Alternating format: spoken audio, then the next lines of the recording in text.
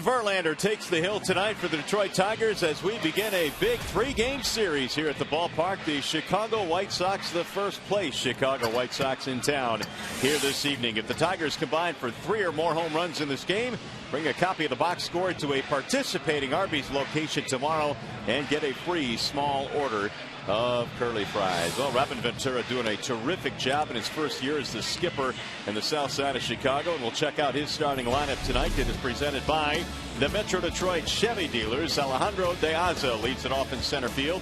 The newly acquired Kevin Youkilis at third. Adam Dunn is the DH. Paul Konerko having another fine season at first base. Alex Rios in right field. A.J. Pierzynski will catch. Their bottom three tonight is Viciedo, Ramirez, and Gordon Beckham. Tiger starter right-hander Justin Verlander is presented tonight by Soaring Eagle Casino.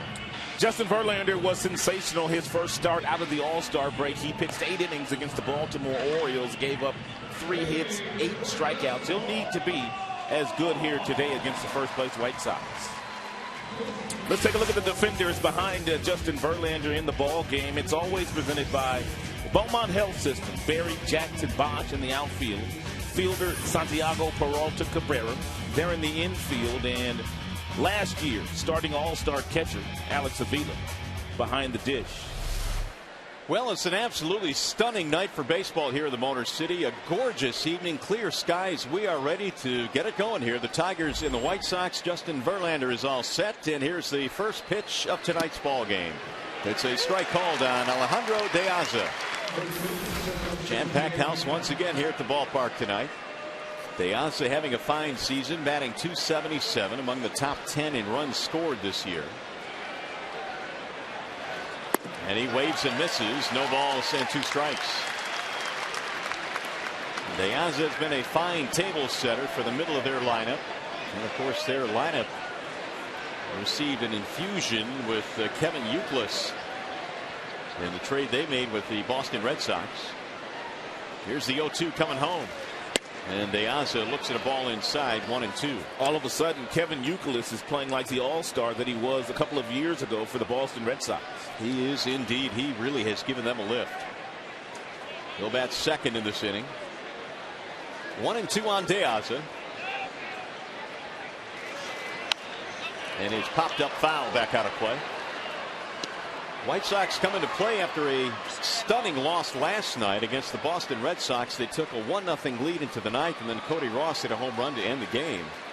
And as a result, Chicago comes in with a slim 1.5 game lead over the Tigers. Robin Ventura doing an exceedingly good job this year as the new skipper. There's a ball high, run the count now, 2 balls, 2 strikes. Verlander gunning for win number 11 on the season, came in at 10-5.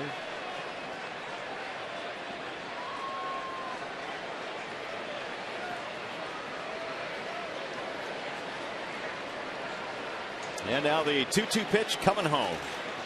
Way outside, 3 balls and 2 strikes. De Aza has been struggling of late, just 163 in his last 10 games.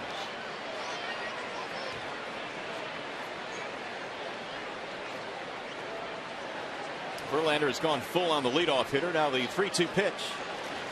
And he walked him. So he was ahead 0-2, and now it's a base on balls. That'll bring up Kevin Youkilis. And talked about the fact that he has been re-energized since being traded from the Boston Red Sox to the Chicago White Sox, and he's gotten a lot of big hits already for his new club. And as a matter of fact, he just went into Boston and played very well for Chicago White Sox against his former team. Well, it had to be sweet for Youkilis to go back to Boston and deliver a key blow in a win against the Red Sox. De Aza draws a throw, and Prince Fielder was, I guess, I don't know, shaded by the sun there, but he was fooled on that pickoff throw. I don't think he saw it. He caught it, but he didn't see it that well. Can you be shaded by the sun? I don't think that made any sense, actually. There's a ball inside to Youkilis. He flinched, we know that. He then motioned something to Verlander as he was walking the ball back to him, pointing to his eyes. I can't see it. Prince usually has glasses on. DeAza has 15 stolen bases this year, but his ratio is really not all that good. He's been caught 8 times. Youkilis batting with the leadoff man aboard. 260 overall this year. And he drills one high in the air to left. That ball is hooking, and it will go foul.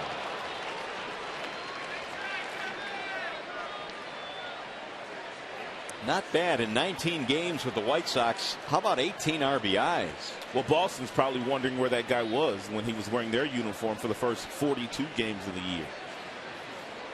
Certainly has been energized wearing a White Sox uniform. 1 ball, 1 strike on Youkilis. Just underway here at the ballpark. And the breaking ball drops in for a strike. 1-2.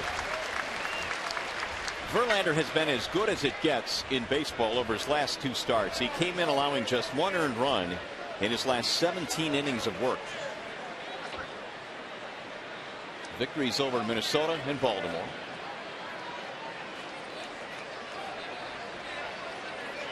Youkilis cuts and misses. Down he goes. First strike out of the ball game for JV.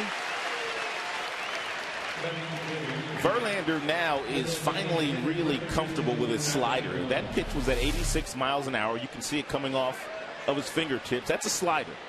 And his curveball has much more depth. His curveball appears to fall off the table when it gets toward home plate.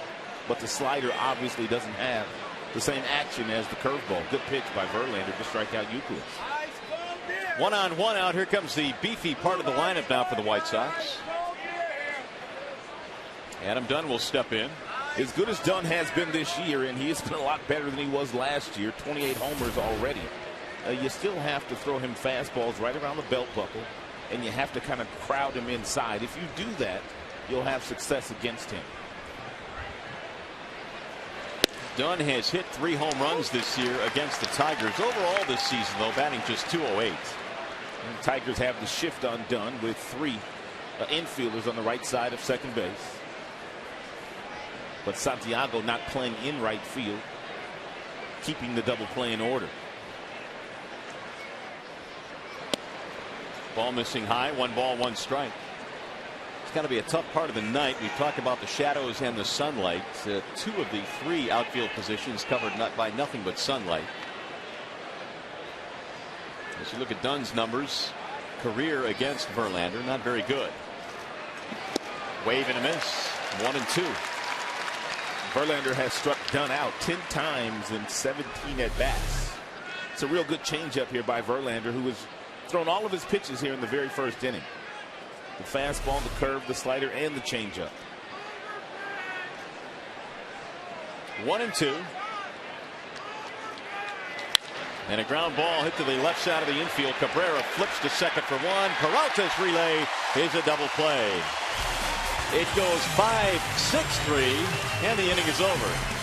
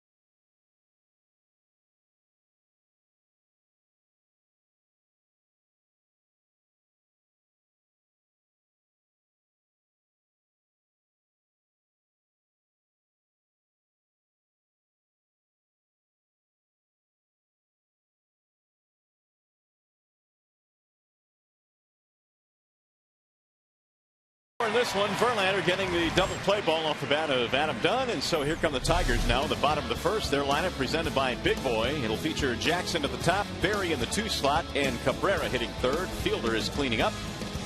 He'll be followed by Young and Bosch, and Avila, Peralta, Santiago rounded out for Jim Leland here tonight. Jake Peavy is on the hill for Chicago. He's presented by Fox Volkswagen of Rochester Hills.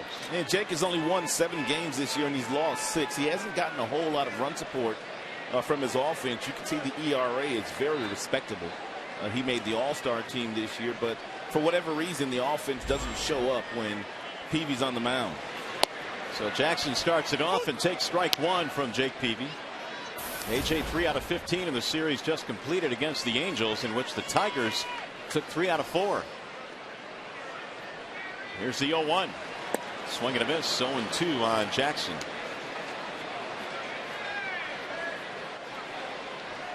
A couple of home runs this year against Chicago for Austin, batting .344 against Sox pitching. Breaking ball is a good one, and it's strike 3, and Jackson is caught looking. Tim Hortons will sponsor the defensive alignment for the White Sox this evening. 14 unearned runs given up so far by the defense of Chicago, which is the fewest in all of Major League Baseball, and it's a major reason why they're 1.5 games in first place. They can really catch the baseball. Alexei Ramirez will make some highlight plays, that is for sure. He is looking like he might to win his first Gold Glove this year. Now that's how good he has been. Here's Quentin Berry. He cuts and misses. 0-1. Jake Peavy is not the Jake Peavy that he used to be when he was with San Diego, when he was winning a Cy Young and making all-star teams in the National League. And his fastball was up to 95 back in those days.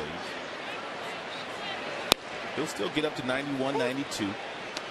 Different speeds with his breaking ball and an occasional changeup. Tremendous mound presence. This guy's always been a competitor when he's on the mound. Well, Chris Sale may be their best pitcher in terms of pure numbers and ability, but Jake Peavy and his veteran leadership certainly will bring a big presence as they go forward this year. He'll be talking to himself before the night's over with. He usually is. Very intense competitor. Here's the 1-2. Berry takes it. It's strike 3, and so Peavy starting extremely quickly tonight. Well, he struck Jackson out with a breaking ball, and then he got cued with a fastball that both guys watched go by for strike 3. Well, the 2 starters in tonight's game have both posted a lot of quality starts. In fact, they're 2 of the top 3 in the American League in that category. And we've seen all 3 of those guys the last few weeks. We saw Price down in Tampa. We just saw C.J. Wilson. Tigers treated him badly. Peavy has thrown 7 pitches, 6 of them strikes in the early going. Here's Cabrera. A bender that catches the outside corner. 0-1. Peavy has kind of had his way with Cabrera over the years. Of course, it started when Miguel was very young, playing for the Florida Marlins. And it's kind of continued as Peavy's put on that White Sox uniform. Caddy does not have really good numbers against Peavy in his career. 1 ball, 1 strike. 229 with 13 strikeouts in that stretch. 1 home run. Not in for a strike. Not many guys walking around with those kind of numbers against Miggy. Cabrera hit that home run against Peavy earlier this year. It was in a 10-8 win back in May for the Tigers.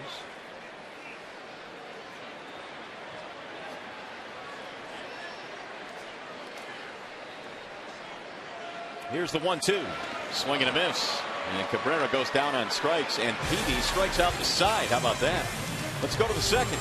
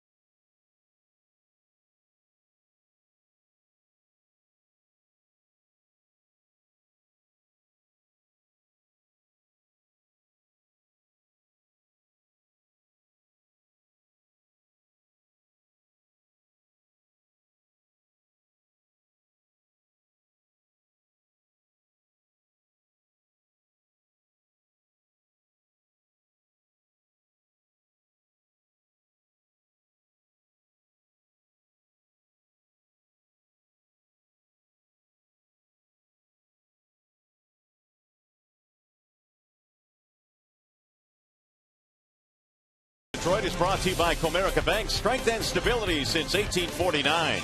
Dodge, take advantage of the great deals at the Dodge Summer Clearance event going on now. And by Spartan Stores. For locations, visit turntospartan.com. Great night for baseball here. Sox and Tigers. First place is on the line. The White Sox came in with a 1.5 lead over Detroit. And Justin Verlander goes back to the hill. Verlander in the second, facing Konerko, Rios, and Pierzynski. The 4, 5, and 6 hitters for Robin Ventura. Konerko looks at a strike to start things off here in the second. Had a really good series against the Boston Red Sox. He was 5 for 12, and Konerko again an all-star this year. Up over 300 again, 325 coming in. The 0-1 pitch. Fouled back out of play, 0-2.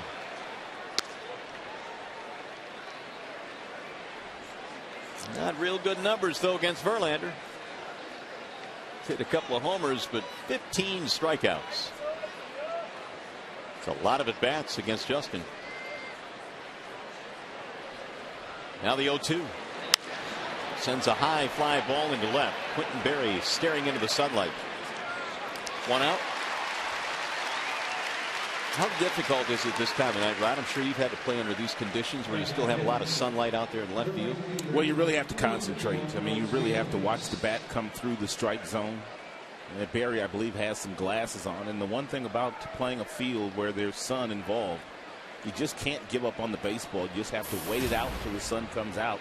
And, till the ball comes out of the sun to make a play. Here is Alex Rios. Having a fine comeback year, hitting .313. The biggest difference that Rios has made this year is the fact that he is standing straight up. He is 6 feet 5 inches, and you may remember the last couple of years in a White Sox uniform, he was really crouched down.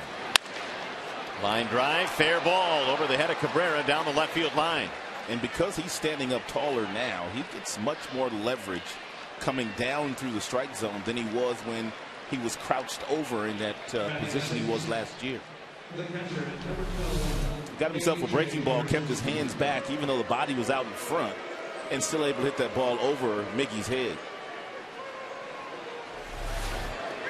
So here's Pierzynski, a chance to drive in the first run of the ball game. AJ is hitting .289. And many in Chicago were upset that Pierzynski was not named to the All-Star team, even though he led all American League catchers in RBIs. He's knocked in 50 this year. He should have been an All-Star, but you can't take everybody, and I'm sure AJ understands that. He lost that one back out of play, 0-1. So Pierzynski's numbers are really up across the board. He's hit 16 homers, which at the break was the most for a Chicago catcher since Fisk had 23 back in the mid-80s.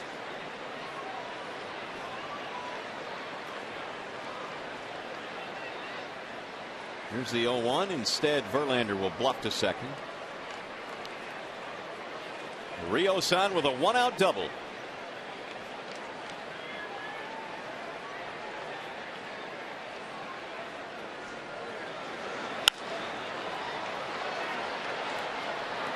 -2.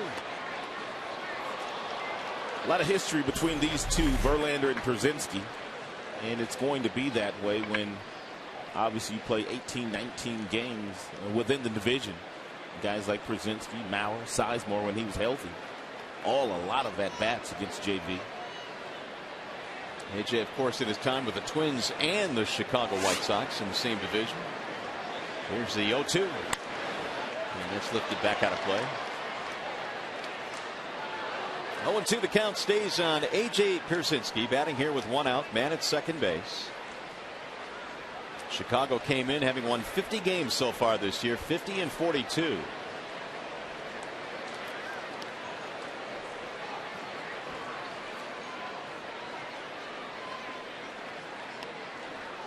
Peralta trying to keep Rios as close as he can at second, and that's popped up left side of the infield for Cabrera. And there are 2 gone.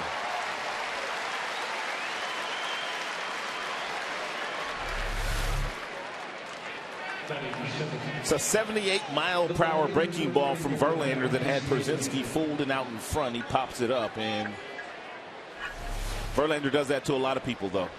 And you go up there looking for that mid-90s fastball, but he has such great command with the secondary pitches. That would be the changeup and also the curveball.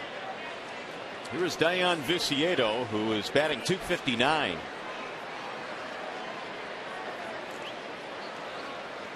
Viciedo looks at ball one outside. Verlander overall in his career against Chicago, 12-10 lifetime, an ERA a little bit over 4. But he beat him 5 times last year.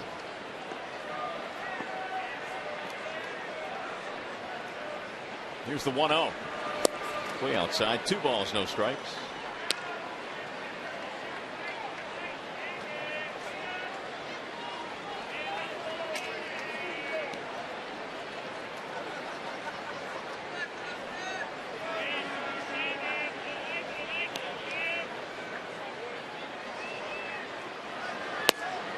Good bender in for a strike on that front foot. Viciedo couldn't pull the trigger. Now it's 2-1. That's a good pitch for a guy like Viciedo, who was dialed in for that mid-90s fastball and has a lot of sock in his bat. So you can't not make a mistake against Viciedo. He's already homered against Tigers pitching 3 times this year.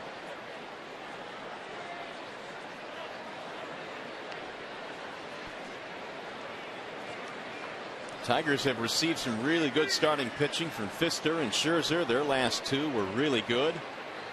Hoping for more of the same tonight from Verlander in game 1 in this series. There's a bouncing ball to short. Johnny Peralta with a backhand. And that is that. So nothing comes of the 1-out double. We go to the bottom of the 2nd, and Big Prince will lead things off for the Tigers.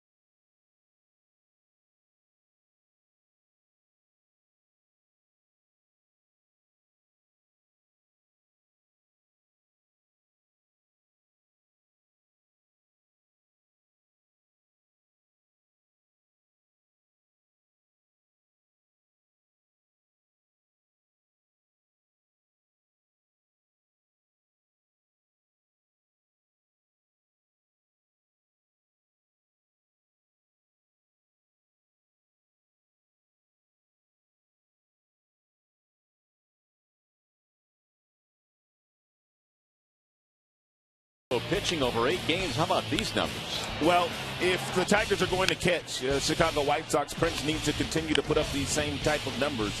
And it really hasn't mattered whether it be a right-hander or a left-hander. When Prince has been standing in that batter's box, he's done major damage. And he looks at the first pitch from Peavy outside, 1-0. Fielder coming off a really good series against the Angels, in which he went 6 for 11. And the average up to 308 overall this year with 15 long balls. That's in for a strike. 1 ball and 1 strike on Prince Fielder. Jake Peavy just turned 31 earlier this year. He is 6'1", 195, a native of Mobile, Alabama. A lot of success over in the National League with the Padres. The breaking ball drops in. He's had that pitch working nicely so far tonight. He's kind of flipped the script here so far against Tigers hitters. He struck out the first 3 in the first inning, and he's already thrown quite a few breaking balls. In his prior starts this year against the Tigers, he was very heavy with his fastballs. Swing and a miss, and fielder goes down. And if you're Jake Peavy, you can't start any better than this. 4 straight strikeouts. The one thing that he continues to do and get really good at it, you can see the breaking ball coming out of his hand. He changes speeds with the pitch, and he hasn't made any mistakes with the breaking ball yet. He really holds that thing tight, too.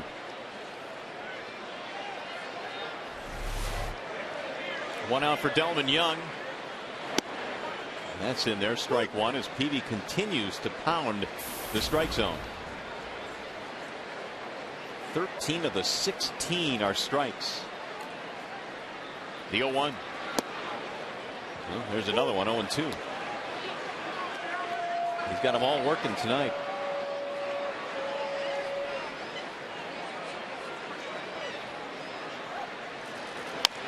Bouncing ball foul, third base side.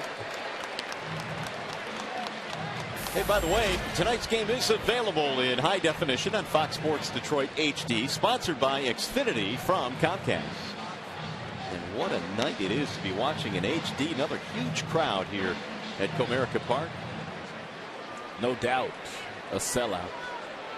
Yeah, weather is perfect. 79 degrees. It's fouled straight back. Well, Delman, the designated hitter, has the average up to 270.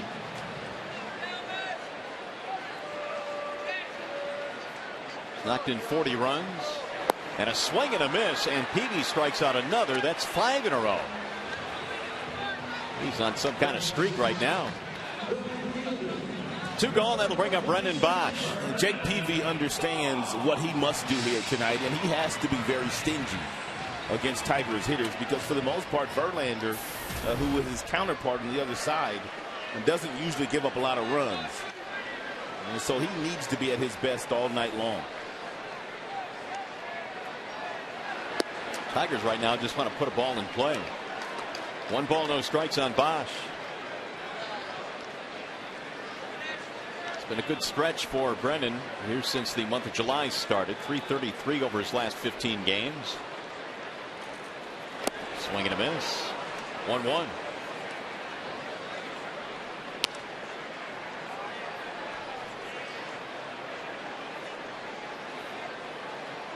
See, 9th career start against the Tigers for Peavy.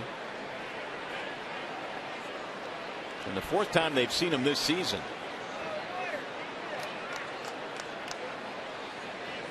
Here's the 1-1. Fouled back out of play. 1-2 on Bosch.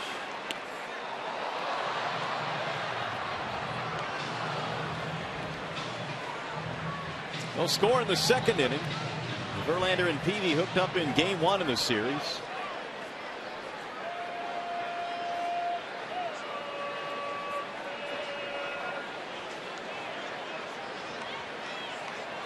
And here is Peavy's 1-2 pitch. Breaking ball put in the air toward right center field, and that ball is under the glove of Rios. It'll drop in. Bosch digs for second. He's in, diving head first.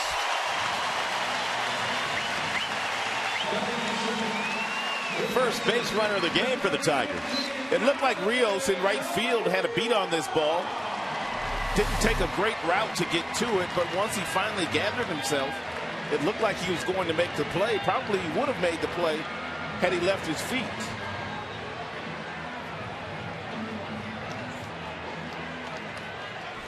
Well, the Tigers have their first hit of the game, a 2-out double by Bosch. His 18th double of the year. That'll bring up Alex Avila.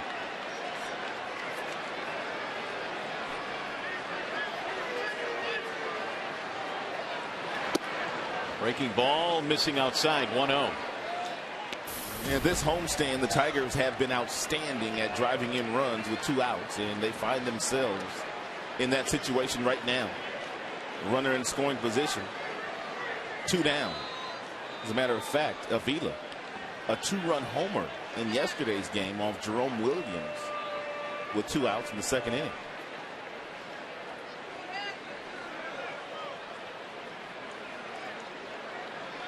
Now the 1-0 in the air, right field. Rios backed up, now he's in, and that is that for Detroit. No runs, a double is stranded, 2 in the books here at the ballpark, and you're watching Tigers baseball, presented by Bell Tire.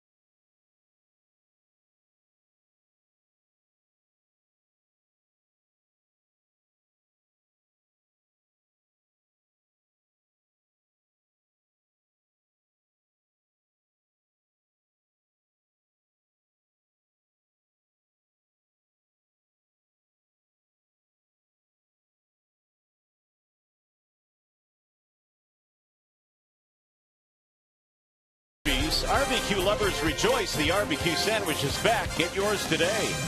And by AT&T, the nation's largest 4G network. AT&T, rethink possible. Back here at the ballpark as we go to the top of the third on a gorgeous night here in the Motor City. The Tigers and the first place Chicago White Sox doing battle. No score in this one. Both sides with 1 hit. It'll be Alexei Ramirez, Gordon Beckham, and then Alejandro De Aza. Facing Justin Verlander, who surrendered a double, but no damage back in the second. Ramirez at 267. First pitch has him bending out of the way, and it's strike 1. Ramirez, who typically is good for between 15 to 20 home runs a year, and has been every season in the big leagues, has only 2 this year. So the power number's way down. Fouls it straight back, 0-2. He's knocked in 44. He must get hit a lot. That's a pretty big protective device he has on his left elbow. Last time I remember somebody wearing one of those was Barry Bonds. Yeah. Only the big guys wear armor like that. The 0-2. Pulled into left field, base hit. 3 starts ago against the Tampa Bay Rays, Verlander lost that game to David Price that evening, but he said he took something out of that loss. He found his changeup and his breaking ball again. In his last 2 starts, one against Minnesota, the change piece was a tremendous pitch for JV. And then his last start against the Baltimore Orioles, first start after the All-Star break, he had an outstanding curveball. Take a look at it come off his fingertips. Verlander uses no seams when throwing his breaking ball, yet he gets that kind of depth on it. A remarkable talent. Former Cy Young Award winner. Ball inside to Gordon Beckham. Would you say his curveball is at the top of the list of pitchers in the big leagues? Without question. Really? Without question. He has one of the best curveballs in the big leagues for a right-handed pitcher. And probably the best fastball, too. Beckham batting .235. He's hit 9 home runs. You don't see many guys walking around that can throw 100 miles an hour, but can yet finesse you the way that Verlander can finesse you.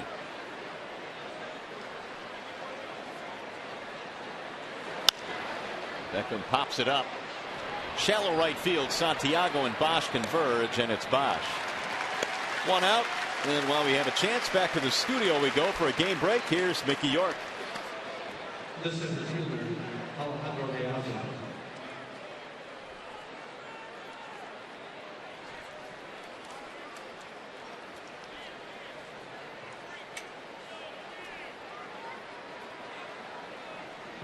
All right, Mick, thanks. Of course, the Cleveland Indians still very much a part of the race in the Central, just 3 games back. And the Tigers will be headed to Cleveland to start the next road trip. Here is Alejandro Diaz. Ball 1 outside. If you're Verlander, you have to keep Ramirez close over at first base. He is running more this year than he has in the past. He has 12 steals. He's been caught 3 times.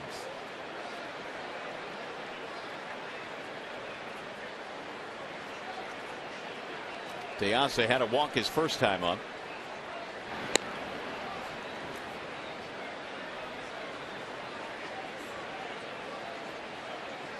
Verlander has 1 pickoff this year, as he keeps an eye on Ramirez.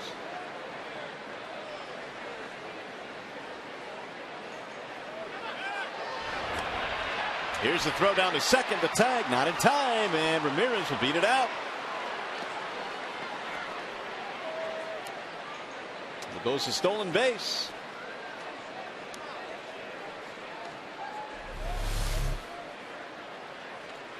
And Ramirez got a tremendous jump, and by the time Verlander realized that he was running, it was too late for JV to simply step off and throw the ball to second base. He would have gotten the out that way, but he wasn't alerted soon enough, and Ramirez gets himself his 13th bag of the year.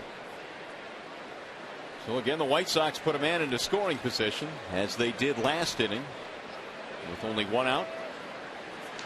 And Diaz looks at a ball low. 2-0 on Alejandro Diaz.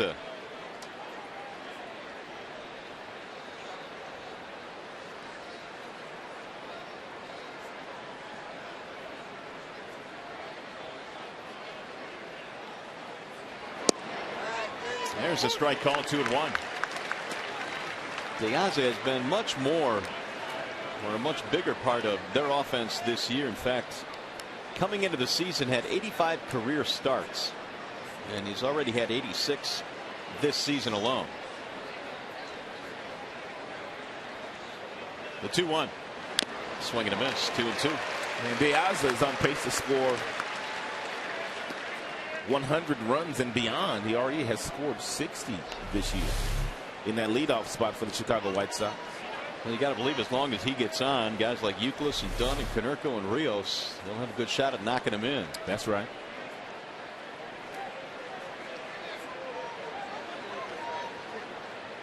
Here's the 2-2. Fouled away.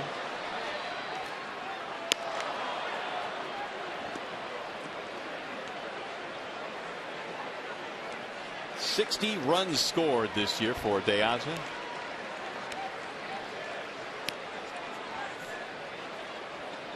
Both of these teams, the Tigers and the White Sox, have done some pretty nice work this year with runners in scoring position. Both have .295 batting averages. Did he go? He did not. Ronculpa down at third, said he held.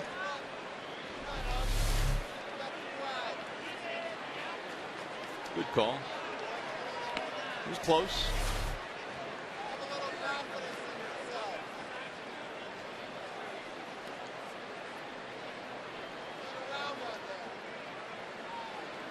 Diaz was able to coax a walk in the first inning after falling behind 0-2. Here's the 3-2 pitch. High fly ball right field and hit well. Bosch going back to the wall. He looks up and that ball is gone. Alejandro Diaz has just hit his 6th of the year, putting a frown on Verlander's face, and it's 2-0 Chicago. That was Verlander's best fastball of the evening so far at 95 miles an hour, but it wasn't located where Avila wanted it. They wanted that ball inside. They thought they had Diaz set up for this 3-2 fastball, but JV missed with his location, and Diaz made him pay. And that ball right down the heart of the plate. I mean, right down the middle. So the White Sox score first on the 382-foot home run from the leadoff man. Here's Kevin Youkilis.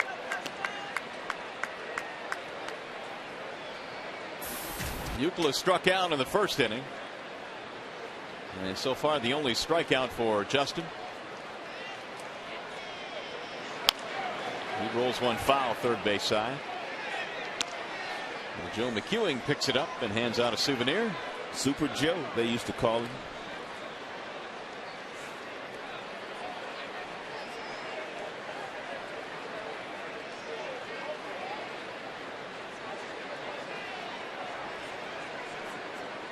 Here's the 1-1.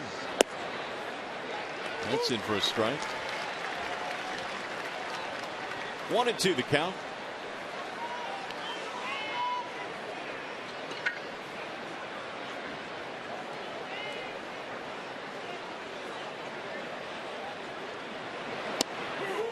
And a strike called. Youkilis didn't like it, but he took it looking, and he has fanned twice in this game.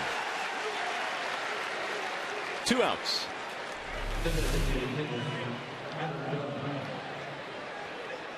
Looked pretty good.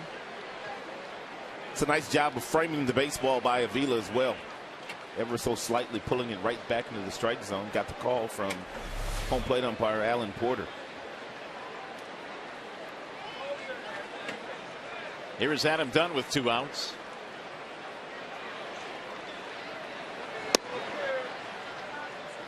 And again, the shift is on for Dunn. The last time he was up, he hit a ball to the shortstop position where Cabrera was swung all the way around, and he started the double play.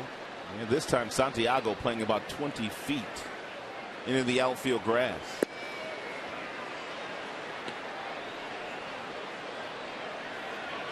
Two 2-0 on Dunn. He likes to pull the baseball 35 into right field. And he pulls this one to first base right at Prince. Verlander will cover, and that will end the inning. However, it's a good inning for the White Sox. 2-run shot by De Aza.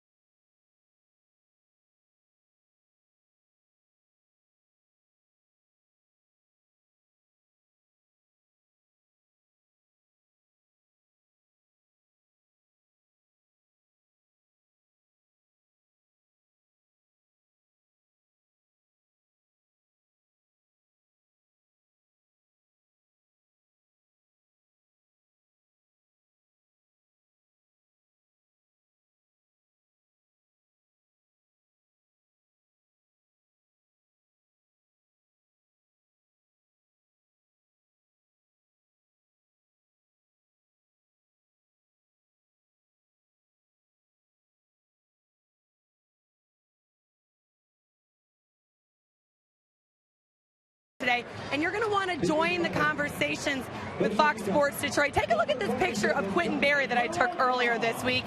Do you have a fun or funny caption? We want to hear it. Tweet us at Fox Sports Detroit. You have plenty of time, and if it's one that we really like, we might put it on the air a little bit later in the show. Larry, I understand you saw the picture and you tweeted in your response. Good. What would you say for a caption of that picture of Quentin Berry? I said, "Hello, Toledo. I like it up here." I like that one. That's a good. We'll put that on the list. Mario and Rod, have you started thinking about what your caption would be? Yeah, I got nothing on that, Shannon. I don't even want to go there. That's a good one, though. I like the yeah, hello I thought Toledo. That was good, and we're going to have more later in the show. So if you want to tweet us at Fox Sports Detroit. Awesome. You can also visit us on our website, too, you guys, foxsportsdetroit.com. Thank you, Shannon. We will do just that. In the meantime, it is 2-0 in favor of the White Sox now. Tigers going back to work against Jake Peavy here in the bottom of the third. It'll be Peralta, Santiago, and then Austin Jackson facing Peavy, who struck out the first 5 Tigers he faced in this game. Here's the 1-1. And that's ripped toward left field. That ball is going to get down and split the gap and go to the wall. Peralta is on his way to second, and he will hold there. It's a 2-base hit to start things off.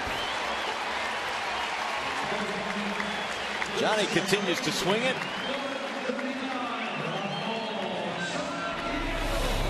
Peralta got himself a fastball, one of the few that Peavy has thrown today, and he was all over it. Hitting that ball in the left center in between Viciedo, the left fielder, and Diaza, the center fielder. By the time Diaza picked it up, Johnny was strolling into second base.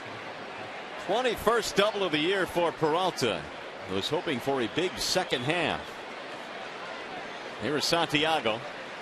Nobody out. Ramona's gotten a couple of days off. Danny Worth started a couple of games for the Tigers in the final 2 games of that Angels series. A couple of home runs this year. 17 driven in for Santiago.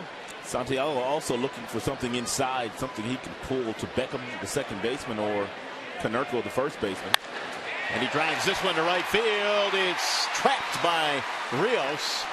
Peralta will go back to second. It's a great play by Rios, and it's really nothing Peralta can do.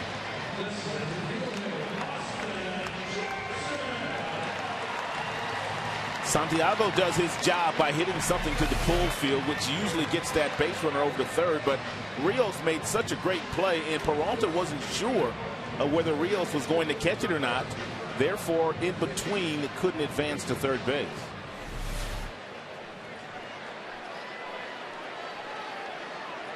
Two on, nobody out. As good as Peavy looks here today, you wonder if Jim might want to bunt the runners into scoring position here early. Let's see. Jackson struck out in the first. They're creeping in at third base defensively, and he shows bunt. And he bunts it foul. Jackson's got to get that bat out in front of home plate. Anytime you get out there and bunt, and then you take your bat back into foul territory behind the plate, usually the result is going to be stabbing at the baseball, and then it's going to be bunted foul. Is that, in your mind, the biggest mistake young baseball players, and I'm talking about, you know, junior high, high school, little leaguers, when it comes to bunting? No doubt. You have to bend your knees, and you have to go down with the baseball and not stab at it as Jackson did there. Jackson is a good bunter when technically he does it the right way. Now he's down in the count 0-2. Peavy's already thrown a lot of breaking balls in the ball game today. If he decides to throw one here, if you're Peralta, if he bounces it, you need to make sure you can get over to third base. And if you're Santiago, you have to be watching Peralta, who's running in front of you.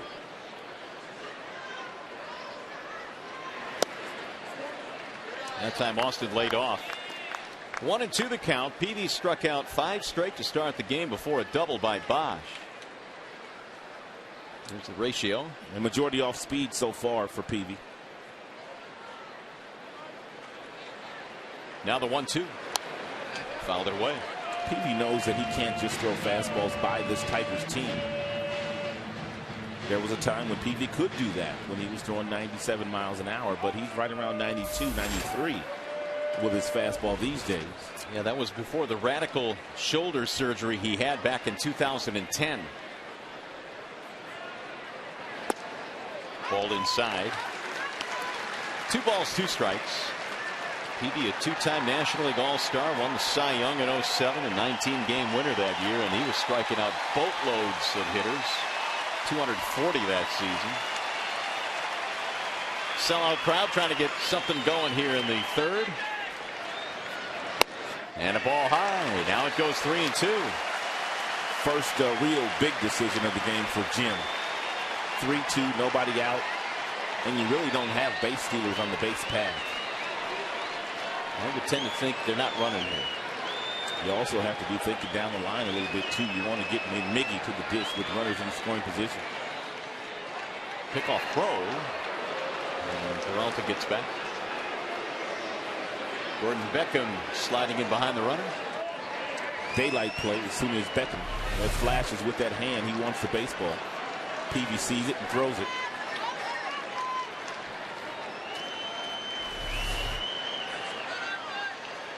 Two runners hold, and it's fouled back.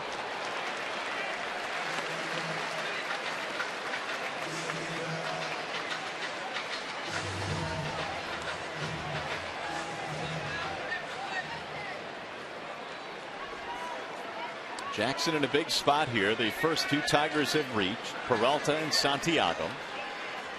Tigers down by 2. And a ground ball to short. Ramirez fires to second, one, relayed at first is a double play.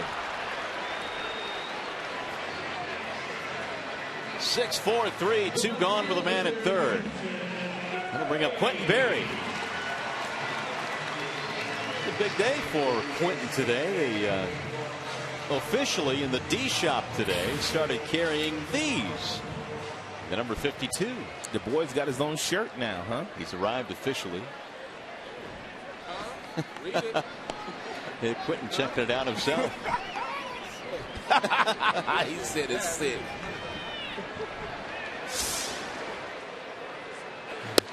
Berry takes the ball inside. Yeah, people better go get him fast before Q buys them all.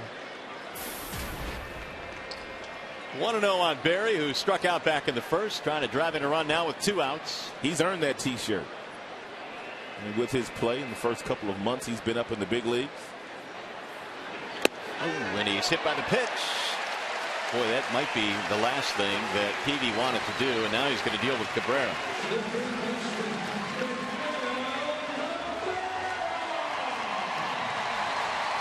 Although you could look at the numbers career and say Peavy has dominated Cabrera, I don't think he really wants to face him, though. In fact, he has struck out Miguel 14 times, and that's more than any other pitcher has struck out Cabrera. He got Cabrera the first time up on a real slow breaking ball. He won't be able to get him out with that same pitch again. He's going to have to mix it up this time around against Miggy.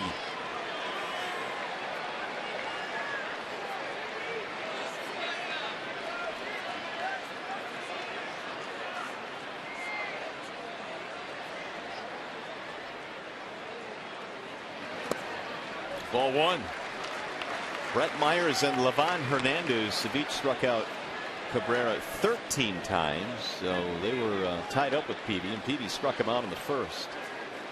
Not an easy task, because with 2 outs and men in scoring position, look at these numbers. .406 this year. The definition of clutch hitting.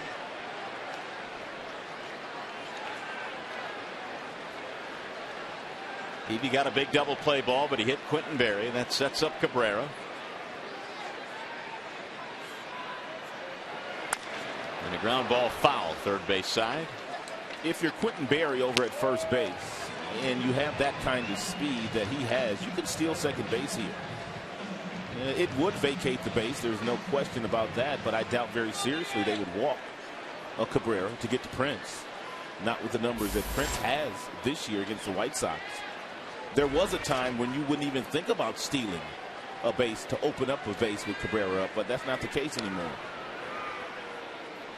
And the other thing is Fielder is hitting .391 with men in scoring position this year.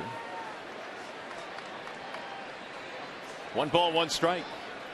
14 for 14 for Berry. Slings it outside, 2-1. Jake Peavy won a couple of ERA titles over the National League with San Diego, 04 and 07. Here's where dangerous hitters like Miguel kind of pick their spots to sit on a breaking ball. It's obviously a fastball count, but very few pitchers feel like they can throw a fastball by a guy like Miggy in this situation. Strike called. It's a good pitch. It is a fastball, and Miggy clearly wasn't looking for a heater. You can afford to sit on something off speed. He also located it in a beautiful spot. Boy, did he. 2-2.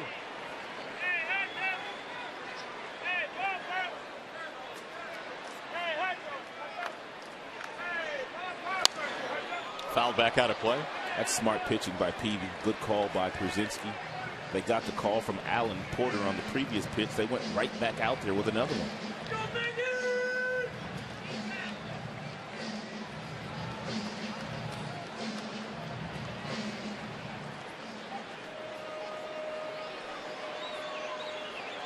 Peralta, the runner at third base. Berry at first.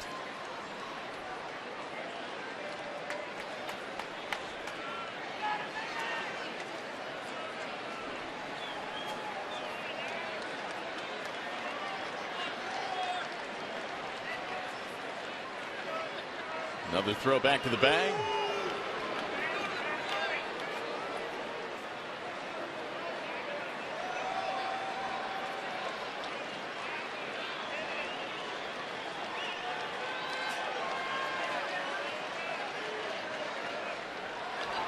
Nobody biting the bluff. And the crowd getting a little bit anxious now. Jim Leyland's team having won 10 of their last 12 coming into this one, setting off nicely for this weekend series.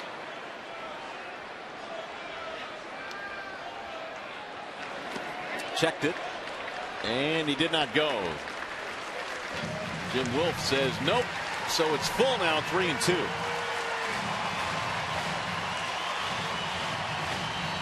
"26 pitches in the first 2 innings combined, and he's almost there in this inning alone."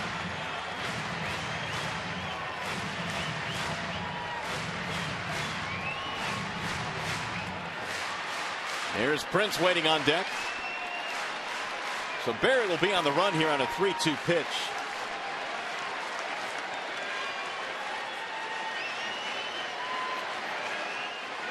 And Cabrera will have a shot to score 2 with a hit here. Here it comes. And there's a base hit up the middle. 1 run will score. Berry is on his way to third, and he is in there standing up. And Cabrera comes through again with 2 outs. I made mention of the fact that it was going to be very difficult for Peavy to get Cabrera out with the same breaking ball that he struck him out the first time up. Every single pitch in this pitch sequence, we're going to make it our Bell Tire pitch sequence, was away from Cabrera, whether it be the breaking ball, whether it be the fastball. He stayed away from him. Cabrera fouled off a really good 2-strike pitch right here, and then he got himself a breaking ball that was hanging, hit right back up the box to drive in a big run for the Tigers.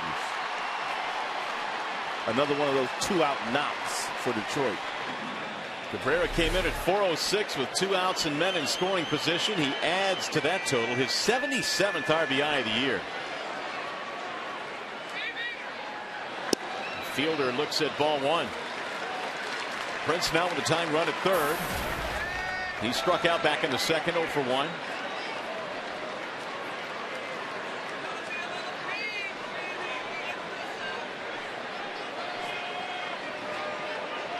Fielder has hit safely in 14 of his last 15 contests. And he swings and misses. A mighty swing by Prince. 1 ball, 1 strike.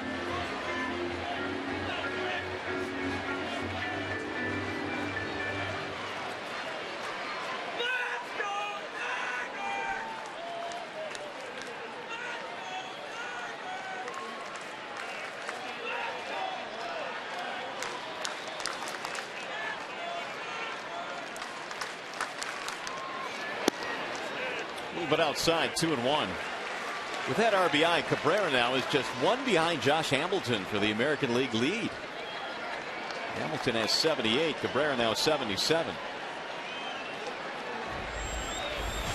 Peavy now has thrown 51. Since Cabrera has put on a Tigers uniform, there is no player in the American League that has driven in more runs than Miguel. Checked it low, and the runners will hold. And if you're Peavy, you have to be kicking yourself at the fact that you hit Quentin Berry. Right. That got 2 of the more dangerous hitters to the plate in this inning with runners in scoring position. He got the big double play ball from Austin Jackson, left a runner at third with 2 outs, and then he hit Berry.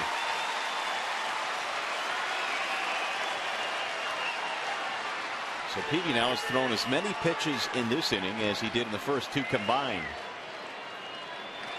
Swing and a miss again. Fielder takes a big rip, and now it's full at 3-2.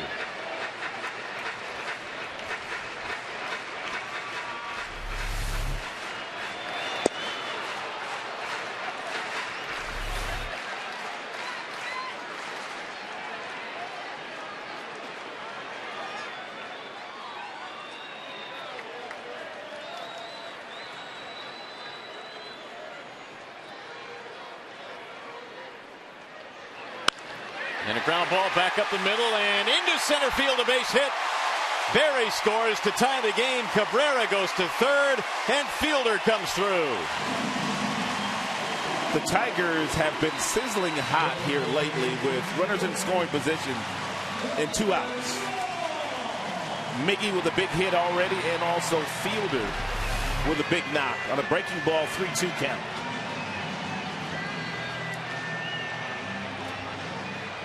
That one had eyes, but it found a seam right by a diving Beckham.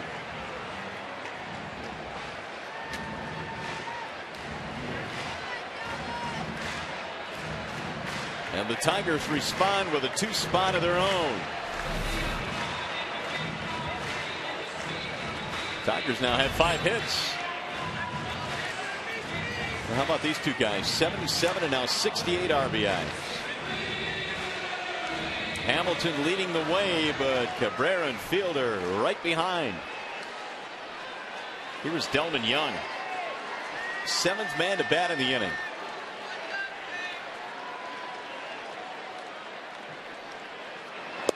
Ball 1.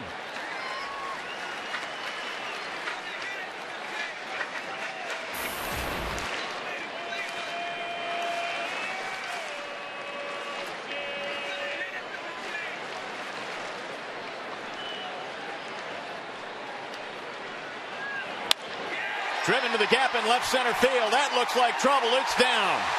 1 run will score. Here comes Fielder to third. The throw comes into second, not in time. It's a double and an RBI for Delman Young.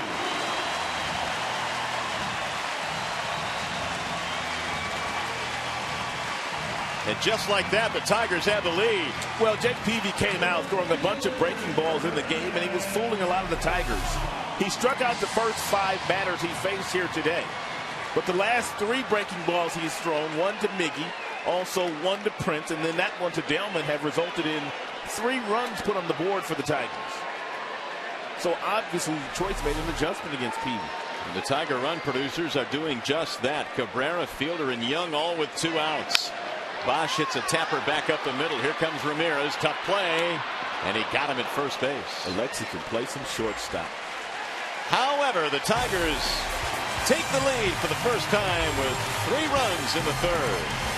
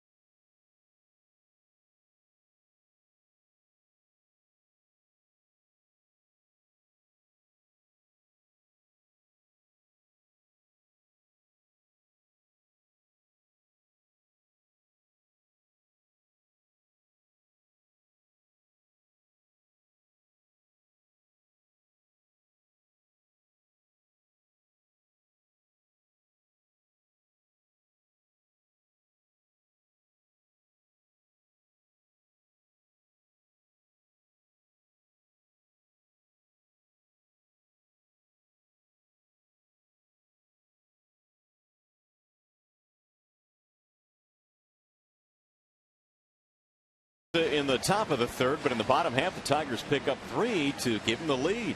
And the way that Verlander has pitched against the Chicago White Sox the last few years, he may not give up any more here today.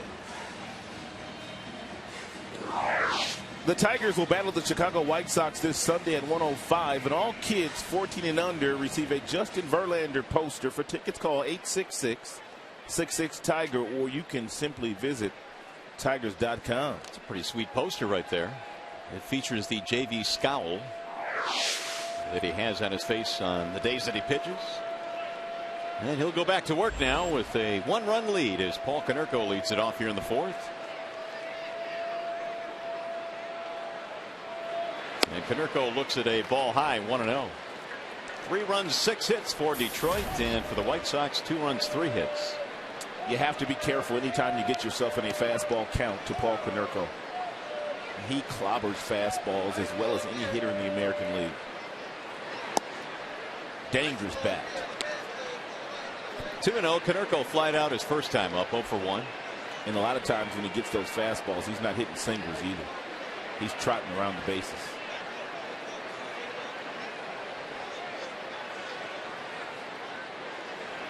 And on 2-0, he sends a high fly ball to shallow left. It'll be Berry coming in, and 1 gone. So 3 straight retired by Verlander after the De Aza home run. Justin now will face Alex Rios, who doubled but did not score back in the 2nd. What a great answer there for the Tigers in the bottom half of the 3rd inning after Verlander gave up 2 in the top half of that frame. Well, especially since Peavy struck out the first 5 Tigers he faced and was cruising along pretty good. And he hit Quentin Berry with 2 outs. There are typically on every night or during every game, there's 1 or 2 plays where you might look back and say, well, that might have been a key, and that one right there might have been one of the big keys tonight before it's over. The 0-1. And Rios backs out of the way. Just like for Verlander, he threw that fastball right down the middle to De Aza, their center fielder. And De Aza hit that 95-mile-per-hour fastball in those right field seats.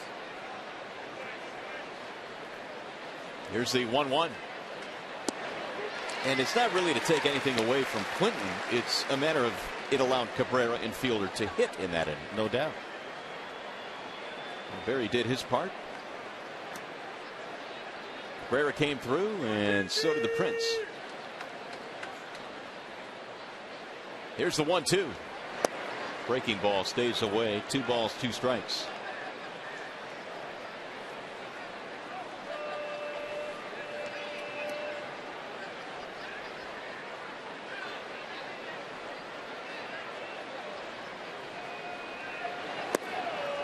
Now 3-2 on Rios. Rios looks like a totally different hitter. Standing more upright. His hands also up quite a bit higher than they were the last couple of years. He used to start with his hands right around his belt buckle. That's how low his hands were last year. And there's ball 4, so he is on with a 1-out walk. 2nd walk of the ball game for Justin. That'll bring up A.J. Pierzynski.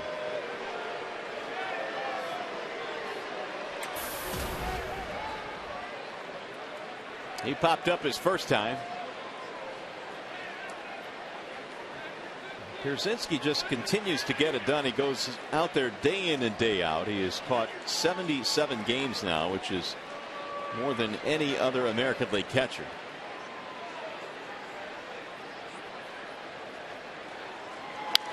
And he shoots that one foul back out of play, 0-1.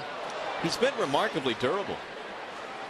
And he's put up really good numbers throughout his career, especially for the catching position. But this year the numbers have been as good as ever with 16 homers and 50 RBIs. He's a good leader. They have won a lot of games since he has been their catcher. Good pickup down there by Prince. White Sox don't have many guys that steal bases, but Rios is one. He has 14 steals this year. He's been caught 5 times. He's always been a terrific outfielder and base runner.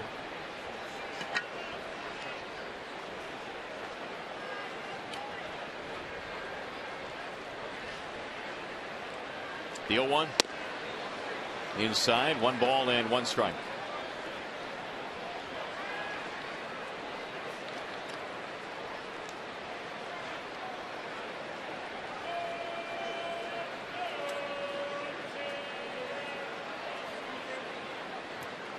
Pierzynski started his career with Minnesota, went to San Francisco for 1 year. And then the White Sox picked him up in 2005. He has been a member of the Sox since '05.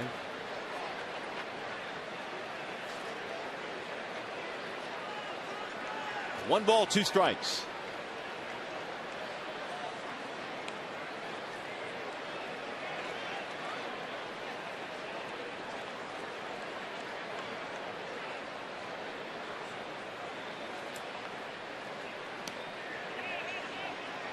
And the 1-2. Avila down to block that one. 2-2 on A.J. Pierzynski. The White Sox have the tying run on with a walk to Alex Rios. That came with one out here in the fourth.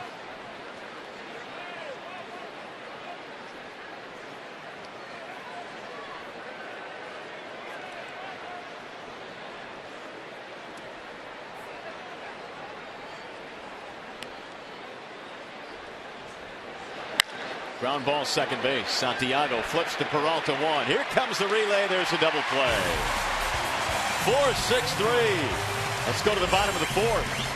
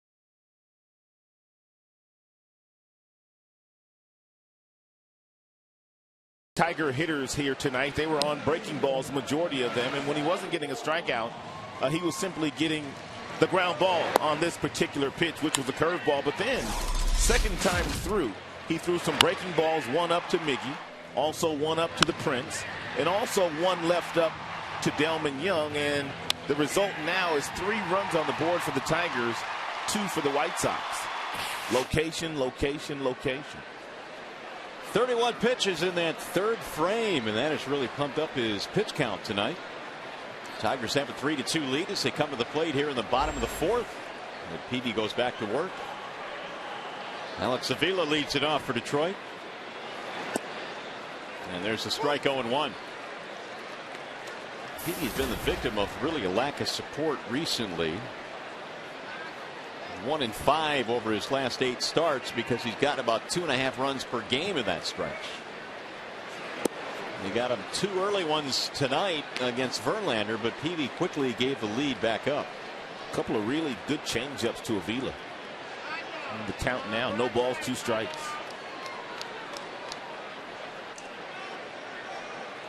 Here's the 0-2. Bouncing ball hit to the right side. Beckham has it there. And one gone.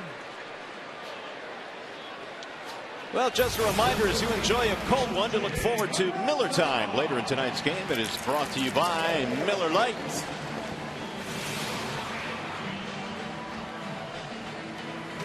Tiger fans having some fun here at the ballpark tonight.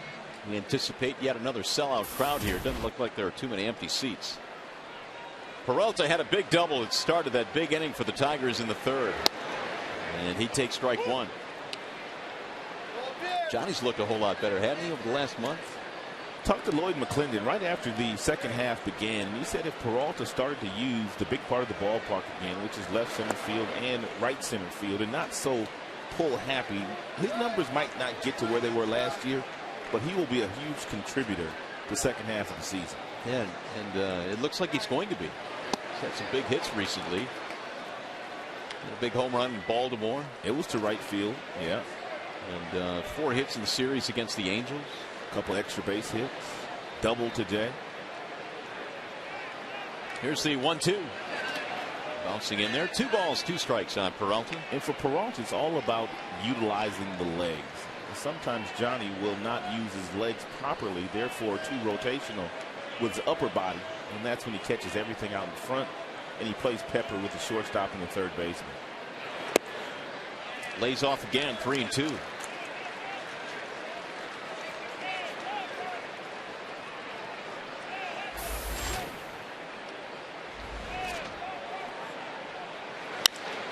Lifted in the air to center.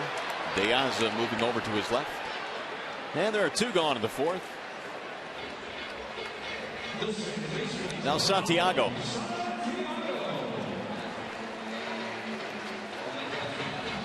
Singled in the 3rd to right field. 1 for 1 for Ramon.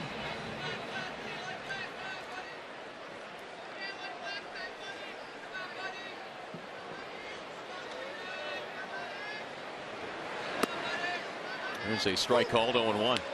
One of my favorite sights is walking into the clubhouse and seeing Santiago sitting in his locker. His little boy Raymond, who's the cutest little guy that you'll ever see. He has the baseball and he'll pitch to his dad, and Ramon will hit some line drives back at him. That's lifted into left, and that is that. It's a 1-2-3 inning. Quick inning for Peavy, and we'll go to the 5th.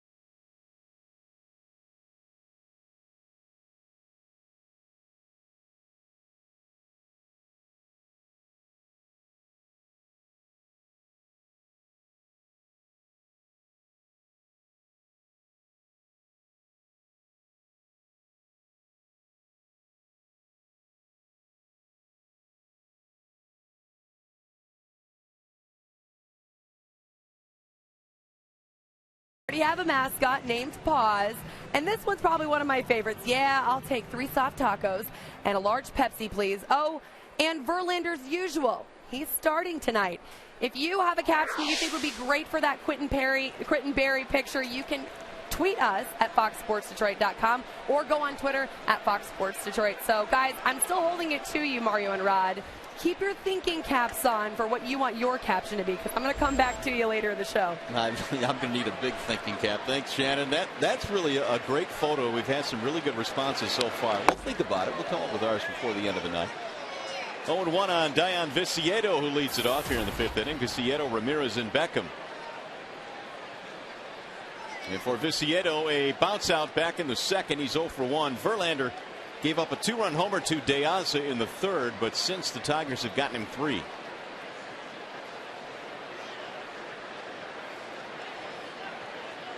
Here's the 0-1 to Viciedo.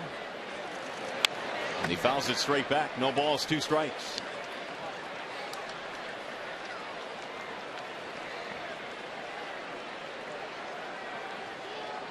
Verlander got a double play ball in the 4th and a double play ball in the 1st, so those 2 have helped him out. Here's the 0-2 pitch. Swing and a miss. Well, he got a piece of it. He's still alive. Viciedo still kicking at 0-2.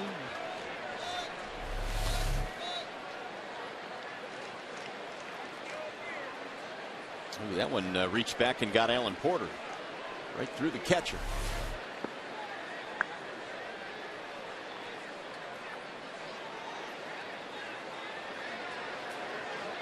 And again the 0-2 pitch. 1 ball, 2 strikes.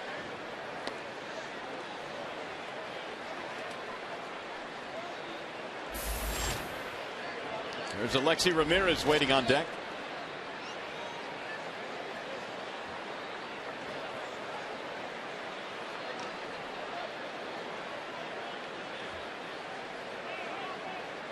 White Sox came into this series having won 5 of their last 7 series.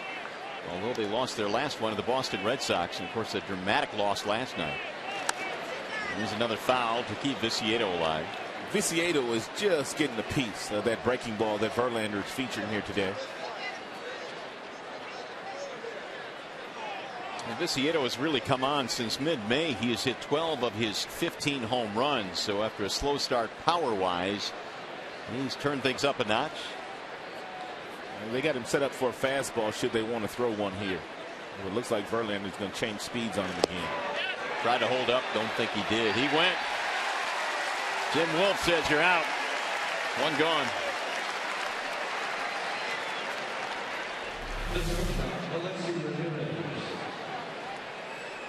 Good call by Jim Wolf. And that was a hard changeup by Verlander at 88 miles an hour.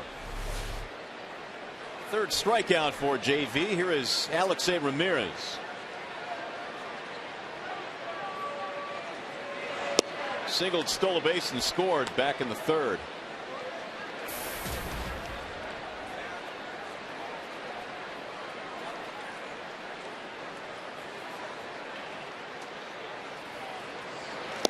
Wave and a miss. 1 ball, 1 strike. Ramirez has knocked in 44 runs this year, which is the 2nd highest total among all shortstops in the AL. Only Mike Aviles has knocked in more. So Ramirez has been a very nice run producer for them. They fought that one off 1-2. Batting where he bats on most nights. When you have the kind of years that Konerko is having and also Rios. And plenty of opportunities for Alexei to drive in runs. Behind the count here, 1 ball, 2 strikes. Here it is. Lifted toward left. It's going to hook foul. We know that Ramirez has that wiry power. He has showed that, and we talked about it in his first at bat. For some reason, the power numbers are way down this year. Only 2 home runs. And for a guy that is anywhere between 15 and 20, it's a lot lower. But as we mentioned, he's still driving him in. Again, the 1-2. Flared the opposite way. Prince on the run, won't get there. Nice catch.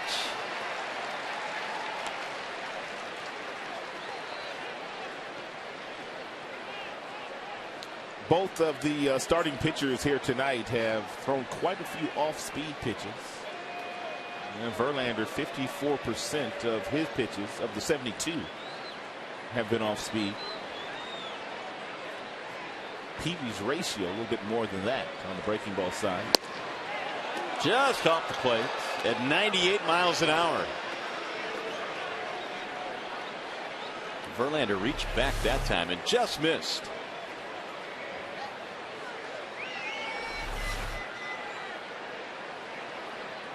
And the 2-2. Swing and a miss. He tried to hold up, couldn't do it. Avila will tag him out. And there are 2 gone. 4 strikeouts now for JB. Time now for the AT&T trivia question this evening.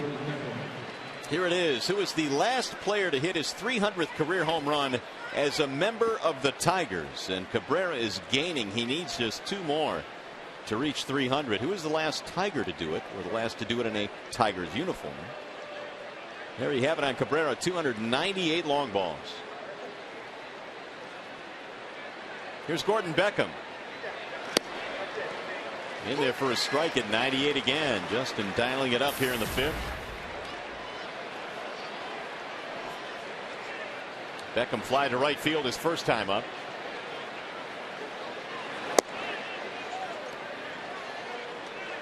One ball, 1 strike. Justin will throw you 1 pitch at 98 miles an hour. Then the very next pitch he'll come back and throw it at 80.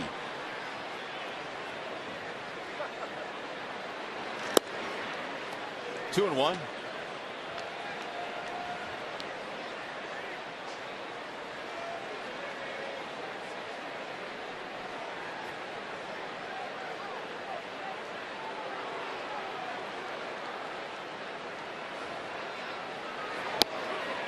In there for a strike. Good breaking ball. 2-2 now on Beckham, who has not really had a whole lot of success batting 9th in the Chicago lineup. That's where he is tonight. He's sitting only 185 from the 9 slot. And the 2-2. Again toward right field, but foul.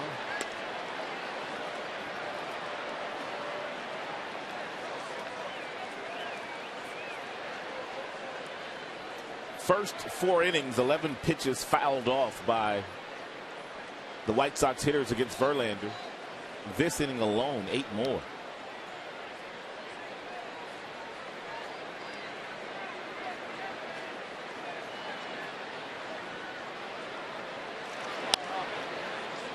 And again back out of play.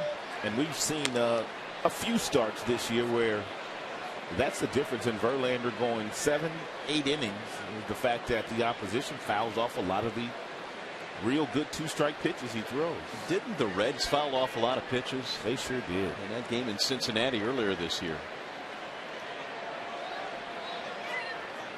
Also a start Verlander had against the White Sox earlier this year. They fouled off a lot of pitches against him.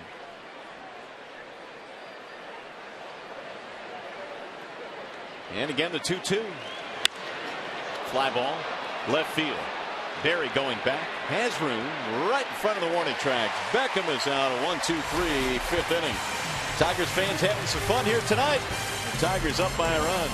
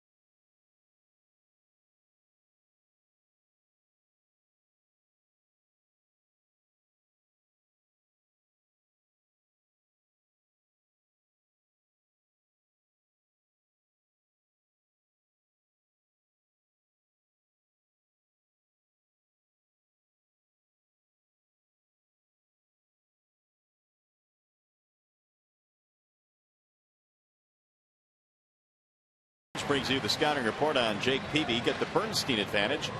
We go to bat for you and look at these numbers. Peavy against the Tigers has an ERA of over 5. Against the American League Central, about 5.5. But against the rest of Major League Baseball, 1.77. Well, you know, the White Sox are hoping that he can get that figured out. Here is Austin Jackson to start things off in the bottom of the 5th inning. And because PB has quite a few more games this year against his own division and the Tigers, too. We've already seen him 4 times. Yeah, this is number 4 tonight. Here's the 0-1. And it's a strike called 0-2 on Jackson. Austin a strikeout and a double play ball.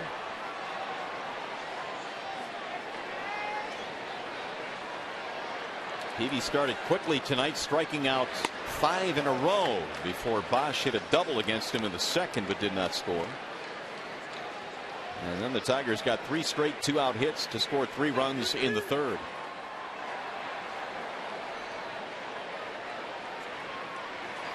Swing and a miss. And Jackson is out again on strikes. 1 gone. Let's get you caught up at how all the runs, all 5 of the runs have been scored this evening. It happened back in the 3rd inning. It was, first of all, Diaz, their center fielder, hitting a home run. That was off Justin Verlander, of course. He got himself a 3-2 fastball, hit it to right field. Tigers came right back. Peralta led off with a double. Quentin Berry was hit. Huge, huge play. That got Miggy. That also got Fielder. And also Delman Young to the plate to do what they've been doing a lot of this month, and that's driving in runs. 0-1 on Quentin Berry. Batting .283 now.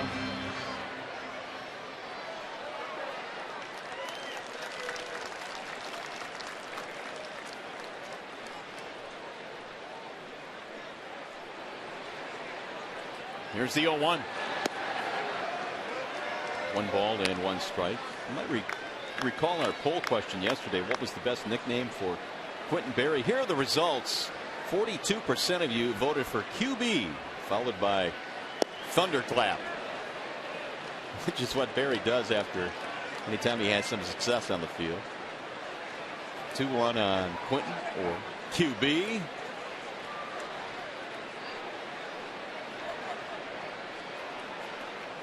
Here's the 2-1.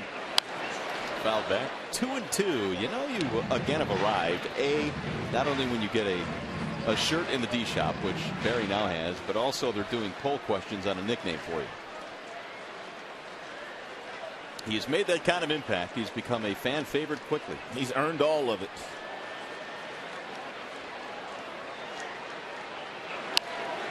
Fouled back out of play.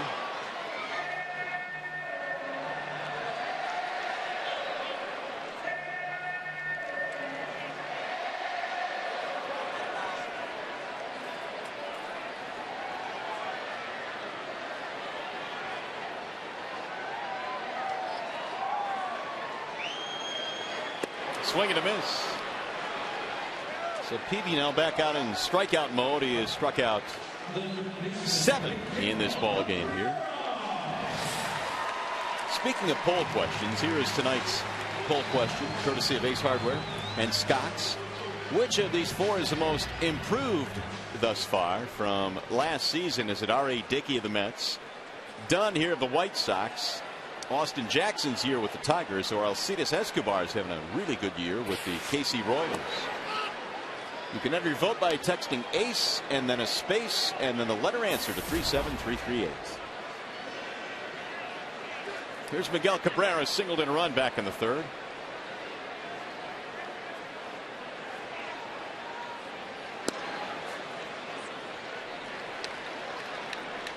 Two balls, no strikes.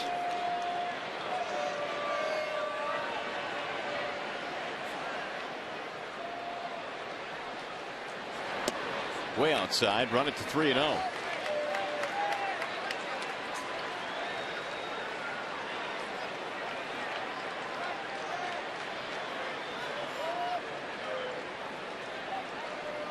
It's going to be tough to vote against Dunn in that poll question. I know Jackson's had a really good season, but Dunn was just, I mean, many people thought his career was over last year.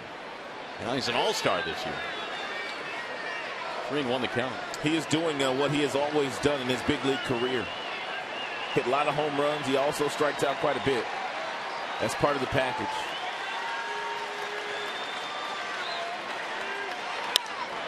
high fly ball. Rios in right field will camp under it.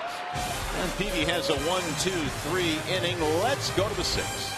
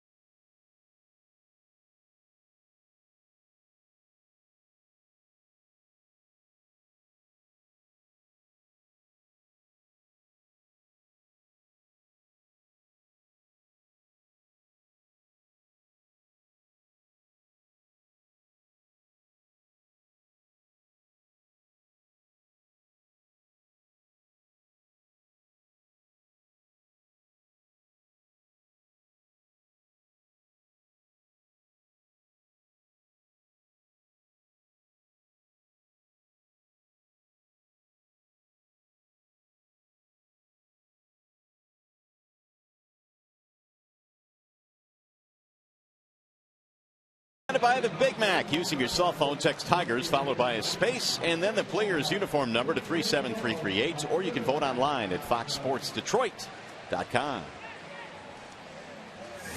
There are a couple of players and candidates that you could go with tonight. Overflow crowd here at the ballpark. Standing room only. Somebody's birthday as well. Her 9th birthday. Well, happy birthday, young lady. How about JV's line so far this evening in 5 innings of work? Here it is.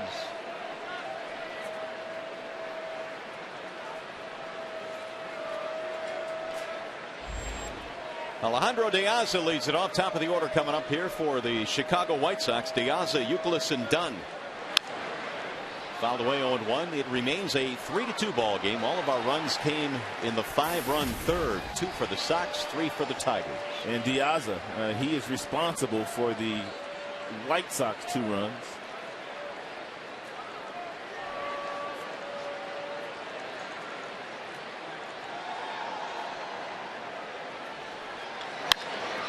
Drilled towards center field. Jackson comes over, plays it on one hop, and De Aza has his 2nd hit of this game. The Tigers welcome the Cleveland Indians to Comerica Park August 4th at 7:05. All fans will enjoy a post-game fireworks show. For tickets, call 866-66-TIGER or visit tigers.com. Gotta love them fireworks. Always put on a good show here at Comerica. There's Kevin Youkilis.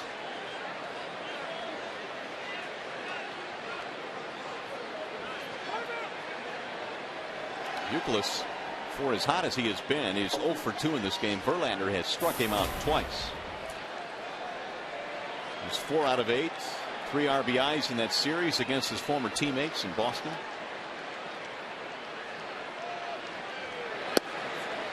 Kevin didn't play in the ball game last night, had a tight hamstring, so he sat out last night's game, but he's back in there here tonight. He was a fan favorite in Boston, as a matter of fact, when they got back there. The very first time he came to the plate, the Fenway faithful, they gave him a standing ovation.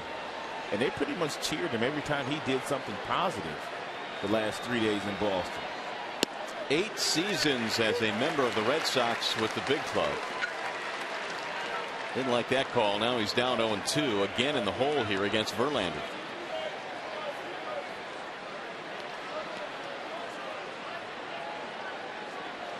One of those guys that just doesn't look right in a new uniform. But here he is in Chicago and providing dividends. 1-2 to count. It's a great pickup for the White Sox, though. You have a guy that has played in the postseason. He's made all-star teams. plays well down at third base. He's a gamer, gets big hits. They were struggling in getting any offensive production whatsoever out of their third baseman this year before Euclid got here. Meanwhile, Verlander has struck him out 3 times in this game, and right now we go back to the studio for a game break. Here's Mickey York.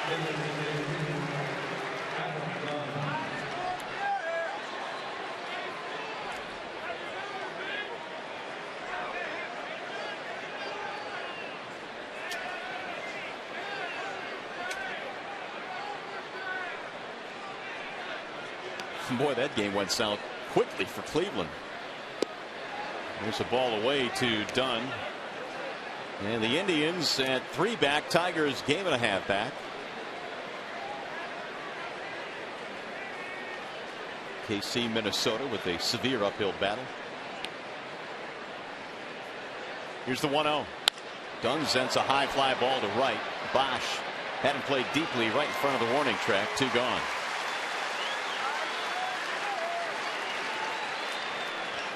Well, for all the struggles the Tigers have gone through this season, at the same time, through 93 games last year, they have the identical record. It's about this time last year where Tigers just took off, too, and ended up leading the division by 15 games when it was all said and done.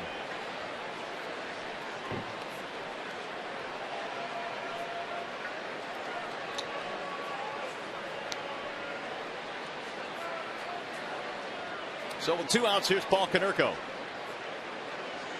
It's going to be tough to match that second half the Tigers put up last year, but certainly the division is in their sights as Konerko takes strike 1. 0 for 2, couple of fly balls to left for Konerko.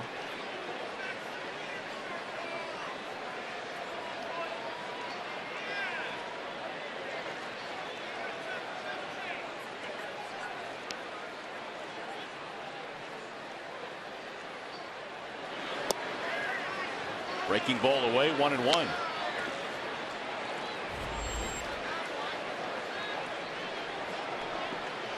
Verlander has dialed all the way up to 98 miles an hour. That was the last half inning when he threw that 98-mile-per-hour fastball.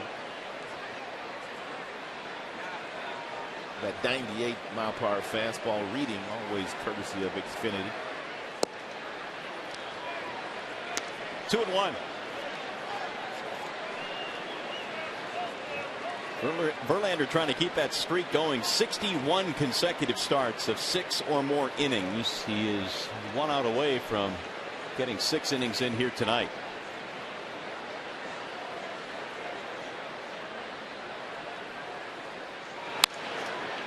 That'll go foul. He has also thrown at least 100 pitches every single start this year. And he's 7 shy of that century mark once again. He's a remarkable talent. 117 in his last start in the victory at Baltimore. 8 innings of work. Complete game 2 starts ago against Minnesota. 115 pitches. Here the White Sox have worked him a little bit. Fouling off a few more pitches to drive up that count a bit. And Justin has 5 strikeouts tonight.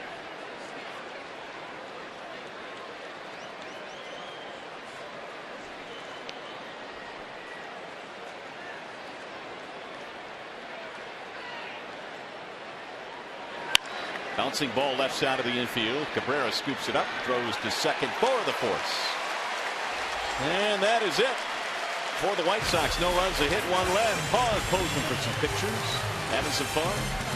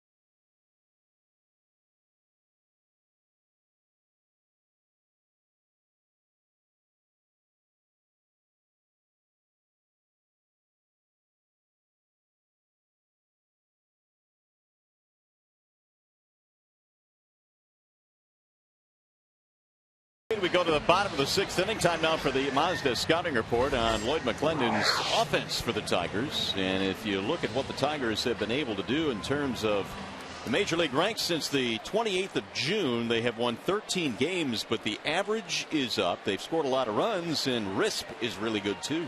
That's one of the reasons why they're right back in the race. Just a game and a half out when play began here tonight. So Prince Fielder will start things off. Fielder, Young, and then Bosch.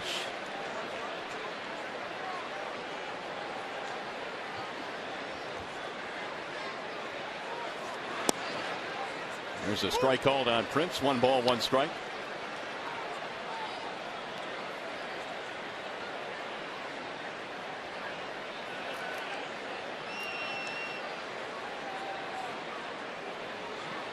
Peavy got the Tigers 1, 2, 3 in the 5th inning. He has struck out 7 in this ball game, including the first 5 in a row, and it was the first time in Peavy's career he started a game by striking out the first 5 hitters.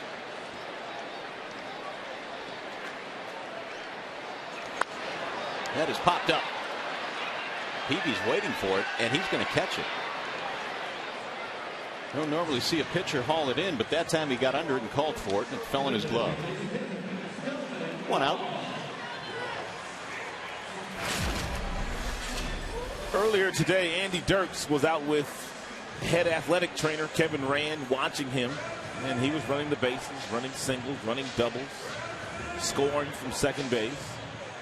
That's a good sign to see Andy out doing some baseball activity. That means he's not too far off from going on a rehab assignment. And that's good news, but as Jim Leland said the other day, he's going to need quite a few games. I mean, it's not going to be a very short rehab assignment, but he's got to get back into the swing of things. It's been a while since he has swung the bat in a game. Here's Delman Young. Just like Austin Jackson, when he went on the disabled list, the Tigers really didn't have to rush him back because they had some other guys that were producing, and the same holds for Andy Dirks. They'll give him all the time that he needs to go down and get that eye back, because he was playing some really good baseball in the 37 games that he played before injuring himself. Nice offensive contributor. Delman takes ball 2 outside. Bosch has picked it up. Barry has also done nice work. So you want to get Dirks as close to 100% as you possibly can before you run him back out there.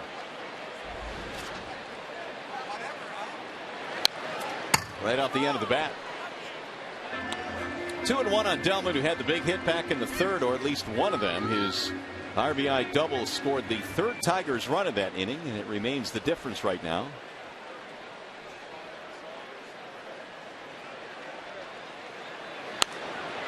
Foul back out of play.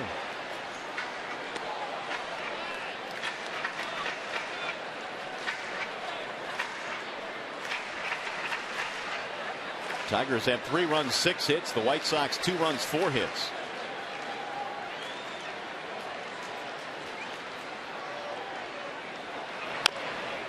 Little number off the end of the bat, and it's going to stay fair. Pierzynski will throw him out. Nice job by AJ. I mean, that ball may have rolled foul, but he alertly picked it up because he knew where Delman was. He knew if he picked it up cleanly, they would get themselves an easy out at first base. But the ball was hugging the line like it was going to spin foul.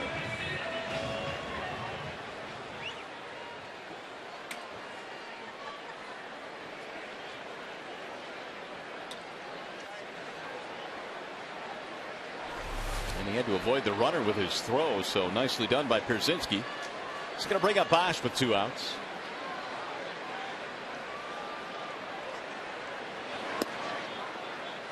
It's 9 in a row retired now by Peavy since the RBI double by Delman Young.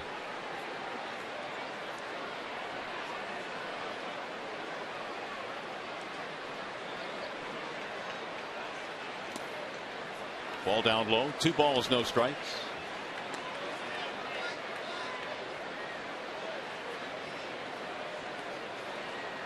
Peavy was the American League Pitcher of the Month in April when he sported an ERA of 1.67.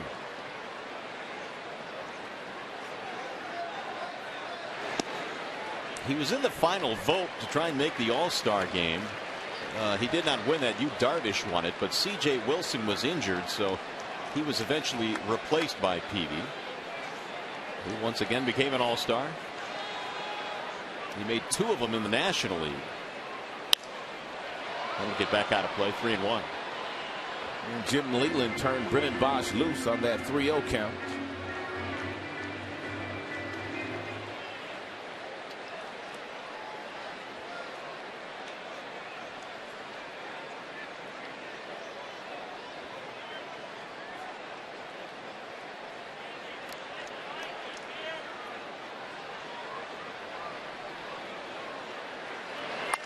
Bouncing ball left side. Alexei Ramirez has it there.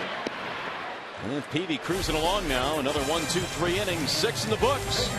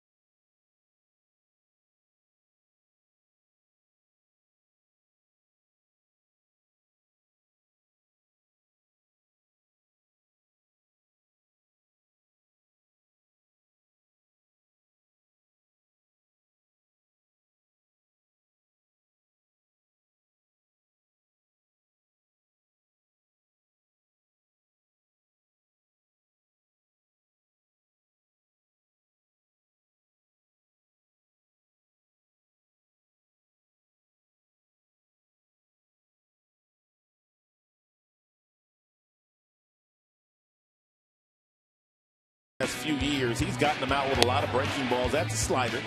He got Youkilis out with, and also Ramirez. He also threw some real good changeups in the game today. A very hard changeup to strike Viciado out there at 88 miles an hour. And he always seems to have this real good bender with him every time he takes the mound, whether it's the White Sox or any other team in professional baseball. Here's a comparison between the 2 talented starters tonight. JV has allowed 4 hits, 2 runs. Peavy is retired quite a few in a row now, 10 straight. And so JV back to the hill as we go to the 7th. Alex Rios leads it off and looks at ball 1.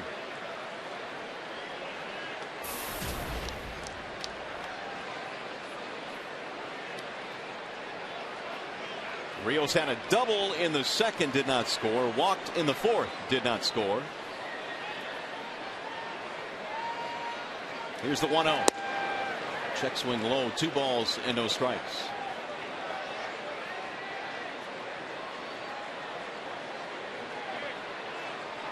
Pierzynski and then Viciado to follow here in the 7th. Ground ball left side. Cabrera cuts it off. Rios is out. 1 away here in the 7th. Time now for the AT&T trivia question again. You had a chance to think about this. Who was the last player to hit his 300th career home run as a member of the Tigers?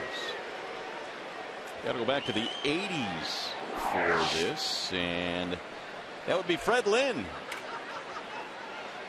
who did it back in 1989. Other guys that hit 300 with the Tigers: Darrell Evans, Norm Cash, Kaline and Greenberg.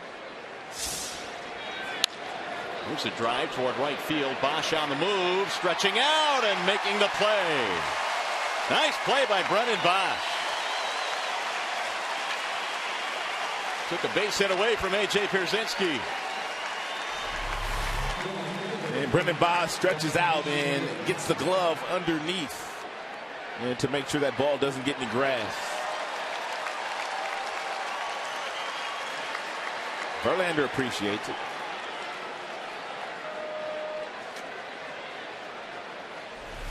Two outs, and here is Viciedo.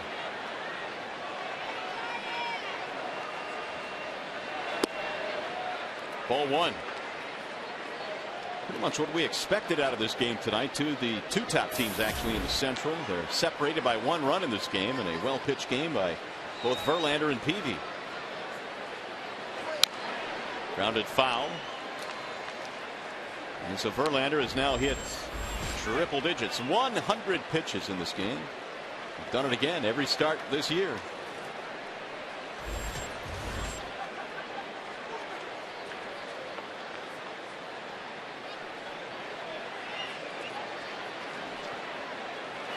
Viciedo takes outside, 2-1. Well, we touched on this a little bit earlier, Rod, but it's really incredible when you talk about the fact that he's gone 62 straight games now with at least 6 innings of work. And and for a Tiger pitcher, that hadn't been done since 1918. I mean, if you're Jim Leland, the night before Verlander pitches, you know you can do whatever you want to do with your bullpen, whatever you want to do with it, because he's going to give you 7 innings the next day. It's a nice advantage to have. 3-2 now on Viciedo. How many times have you seen it this year with the Tiger pen? He's taxed the day before Verlander pitches, but Leland doesn't need to freak out about that, because this guy is out there for the duration. Here's the 3-2. And it'll go foul, just foul. And Jim said he would stay away from Joaquin Benoit in the ball game today, but when you have Verlander out there, Verlander is your Joaquin today.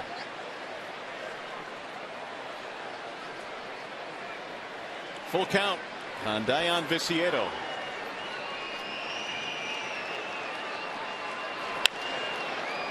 To shallow center field. Jackson coming on to make the play, and it's a 1-2-3 inning for Verlander.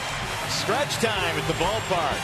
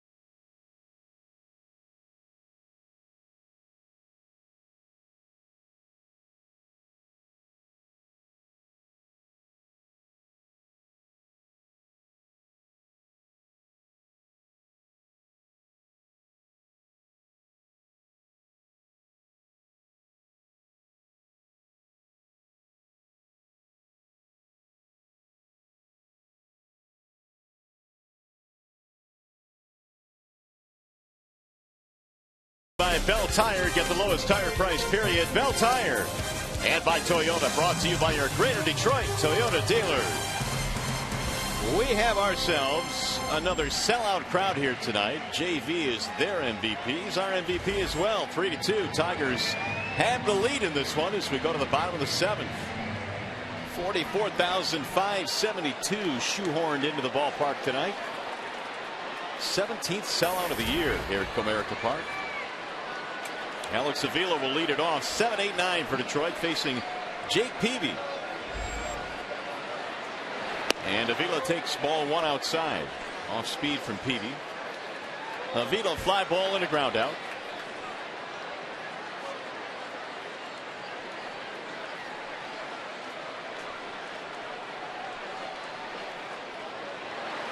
Swing and a miss.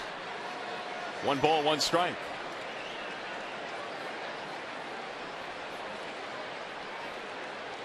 Ten straight retired by Peavy. The last Tiger runner was the RBI double that Delman Young had back in the 3rd to give the Tigers the lead. And it's the lead that so far is held up 3-2. Velo looks at a strike on the outer edge. Saw Prince there chopping it up with Max Scherzer. Max was on point last night. Gave up 1 earned run to a real good offense. Tigers beat the Angels 3-4. Amazing. Especially after that one night in which they had 18 hits, the Angels did. And their offense was shut down the next 2 days. Max and Fister with a couple of really good back-to-back starts.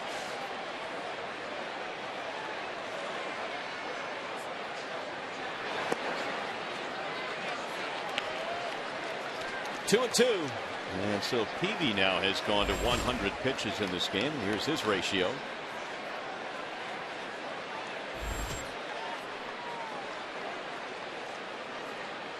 Here's the 2-2 pitch. Fouled away.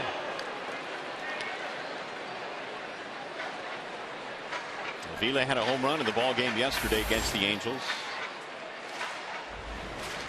He came in career .308 against Peavy with a home run.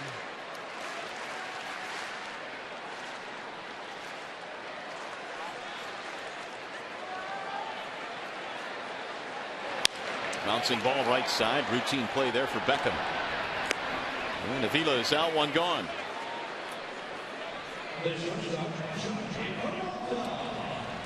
Hey fans, why don't you follow the Tigers with the MLB.com at bat 12 for your iPhone, iPad, Android, and Windows Mobile. You can get live audio pitch tracking, video highlights, and more.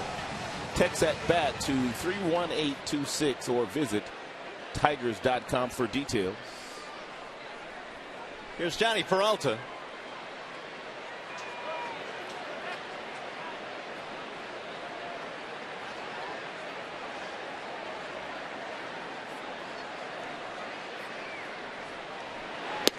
Breaking ball in for a strike, 0-1.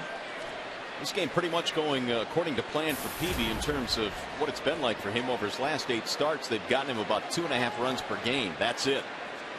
And they've got him only 2 in this one, so very little support for Peavy.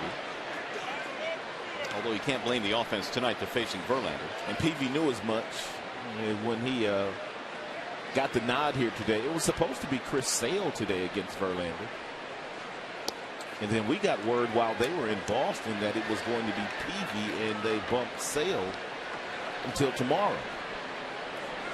They said they're going to watch Sale's innings the remainder of the way. It's his first year in the starting rotation.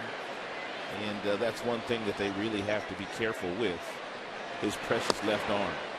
Well, and a lot of organizations, I think, feel the same way. Washington doing the same thing with Steven Strasburg. Tigers were keeping a close eye on Drew Smiley's innings before he went on the disabled list. They did that with Porcello. They did it with Verlander his first year as well. There's a base hit to left, maybe more. Let's see. Peralta takes the turn. He's going to hold with a single. Viciedo got to it quickly. 1 on, 1 out. Here's the Farmers Insurance report card. We'll see how the Tigers have done head-to-head here at Comerica Park. Tigers have really controlled the series in this ballpark. They really have. The last 15 games, Tigers have won 12 of the 15. And the numbers are just lopsided on the Tigers side. It wasn't always that way. There was a time when the White Sox used to come into this ballpark, and they used to play here like it was a home game for them. Got ourselves a balk here against Peavy. That'll advance the runner. That's third base umpire Ron Kulpa explaining it. I guess he was telling Peavy that he must have moved his upper body, his head, or something. Peavy not buying it, though. So now Peralta is in scoring position. Let's take a look.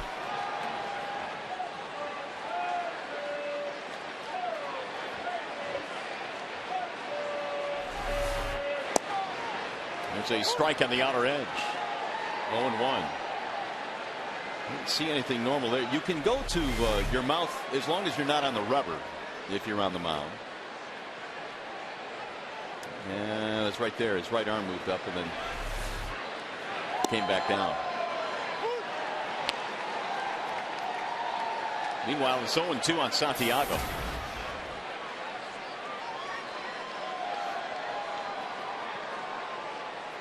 It used to be that you could not go to your mouth even on the hill, but they changed that a couple of years ago, I believe, as long as you're not on the rubber, in an effort to speed games up.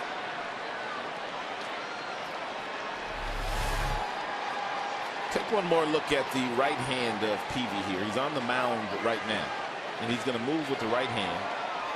And because he does that, and then he doesn't finish, that's the balk. That's when the balk was called.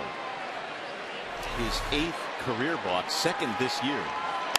Bouncing ball back to the right side. Here comes Beckham on the charge. And Santiago is out. Advance the runner.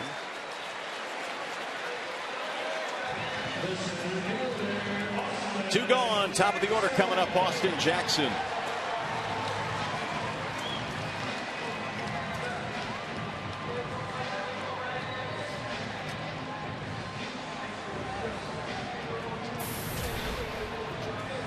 For 3 tonight for Jackson. This is a perfect spot for his first hit. Extend the Tigers' lead.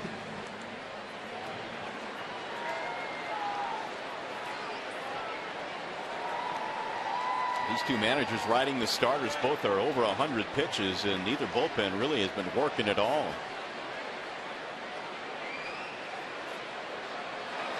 AJ looks at ball 1 outside.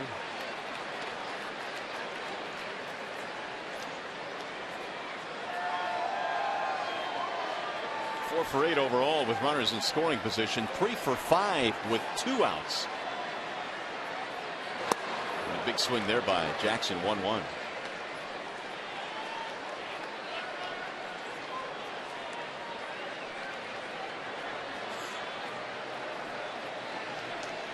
Peavy had retired 11 straight before the single by Peralta here in the 7th. 2-1 the count. Peavy is, well, he's peeved. Well, we told you he'd be talking to himself before this game was over with. He is a tremendous competitor. Fouled back out of play. 2-2 the count. And you could imagine when he was in the National League, when he was winning a Cy Young and making all-star teams, throwing 97 miles an hour with a good slider, good curve, and a changeup. Quentin Berry waiting on deck.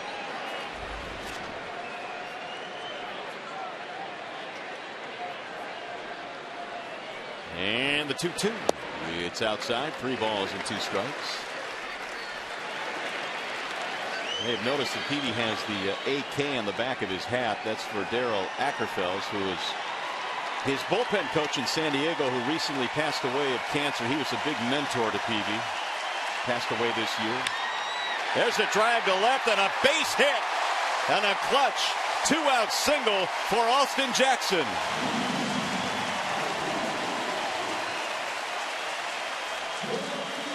Boy, is that a big knock.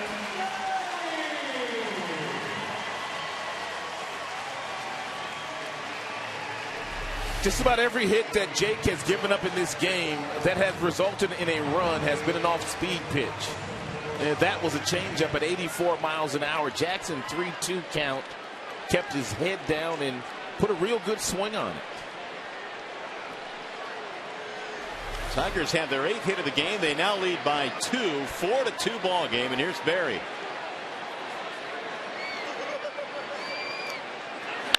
And he drives one to right field. Foul. That probably scores Jackson.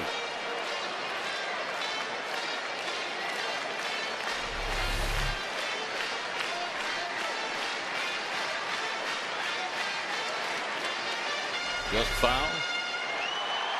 Quentin tonight hit by a pitch and scored a run. That was back in the 3rd. Tigers now improving on those numbers tonight with 2 outs and runners in scoring position. And now we finally get some activity in the Chicago bullpen.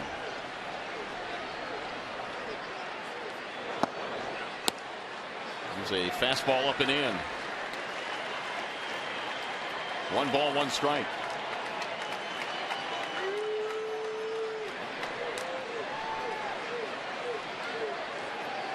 Donnie Veal and Brian Omobroso were warming up.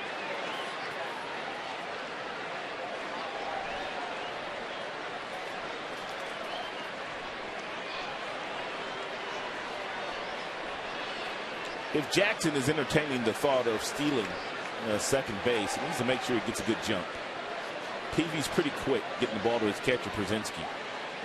You just don't want to run yourself in the out at second base. Swing and a miss. Peavy now ahead of the count, 1-2. Big 2-out single by Jackson. His 40th RBI of the year makes it 4-2 in favor of Detroit. A chance to pull to within 1/2 game in the standings in the Central.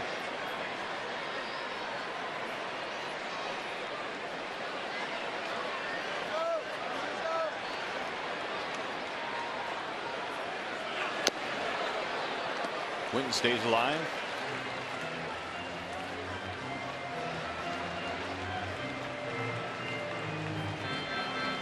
Told you that Peavy was tough to run on. And you get a look here at AJ Przinsky's numbers this year. 19%, that's a lot better than Przinsky was last year. He's gotten better.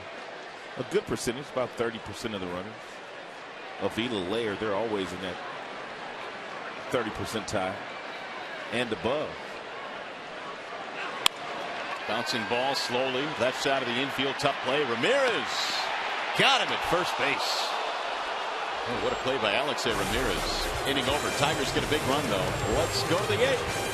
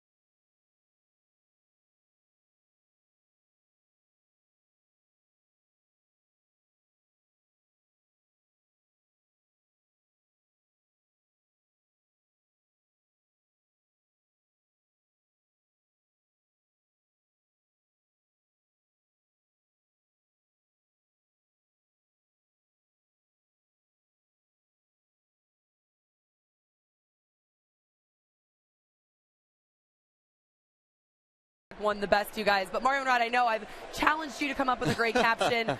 You put your thinking caps on. What do we have? Well, why don't we take the first pitch here from Verlander? We'll see what happens here as Ramirez leads it off and he waves and misses. What I came up with here.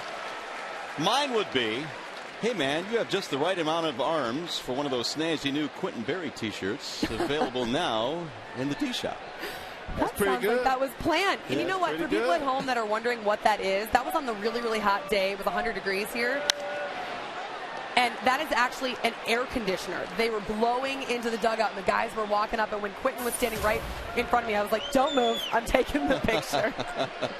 But it was fun. I'm glad everybody was having fun with Twitter tonight. What do you got, Rod? Well, here's mine. There's only room for one base stealing machine up here. Oh, that's good. Nice. Rod, I like that one. Well, we thank everyone for participating tonight. Some really good creative captions. And thanks to Shannon as well for pouring through all of our responses here this evening. Of course, thanks for Quentin for posting for that picture. I had some help in the truck, too, so thanks to the truck. There were a lot of Twitter responses. We only put up the ones that we really, really liked, but there were some great ones. You can go on our Twitter handle and look at some of those as well. All right. Thanks very much, Shannon. Here's the 1-2 pitch. Ramirez looks at the ball down low. 2 balls, 2 strikes. Well, Verlander has given up just 4 hits tonight and a couple of runs. They came on 1 swing of the bat, the home run by Alejandro De Aza.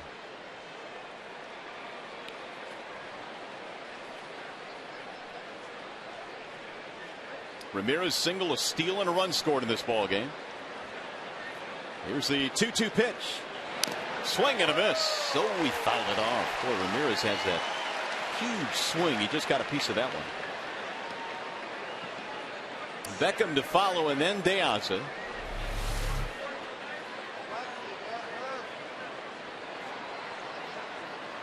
He's got a huge backswing as well. Avila lucky he didn't get clipped on that backswing by Ramirez.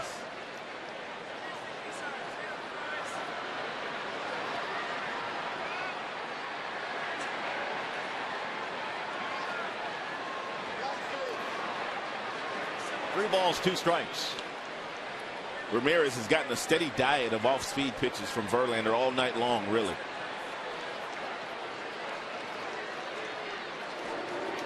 Villarreal and Darren Downs tuning up in the Detroit bullpen. Here's the 8th pitch of this at bat coming up. This is the longest he has gone in any hitter in this game, Verlander, and it's fouled away.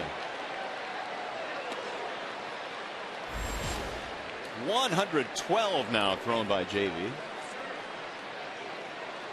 Peavy has thrown 122.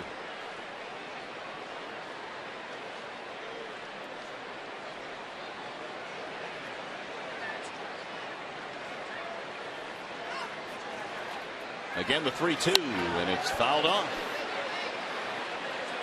98 from Verlander.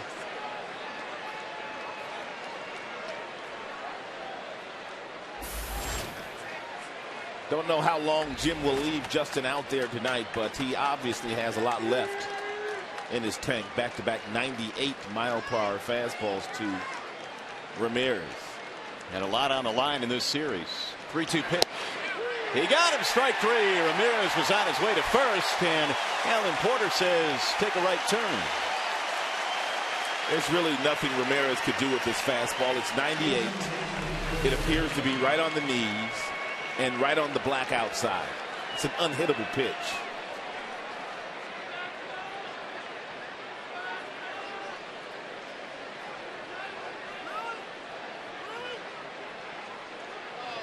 Ramirez says no way. Oh well.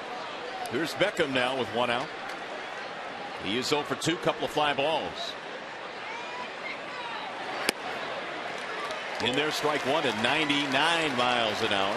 Well, Verlander knows he's pretty much at the finish line as far as Jim Leland is concerned. So he's letting it all hang out here with that heater. Shattered bat. Wow. 100 miles an hour. That's the result. That was a check swing.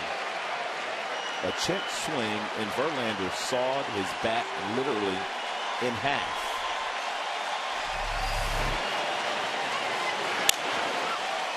Oh my goodness.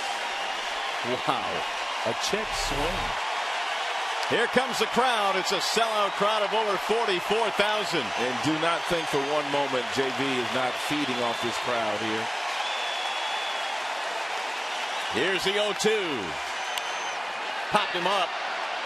Foul ground. Here comes Cabrera. And he looks over to Avila, and Cabrera makes the play. That got scary.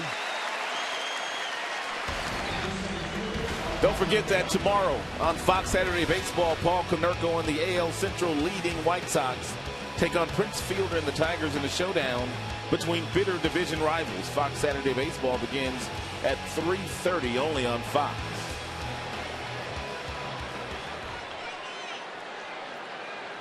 21 pitches tonight that have gone 95 or higher.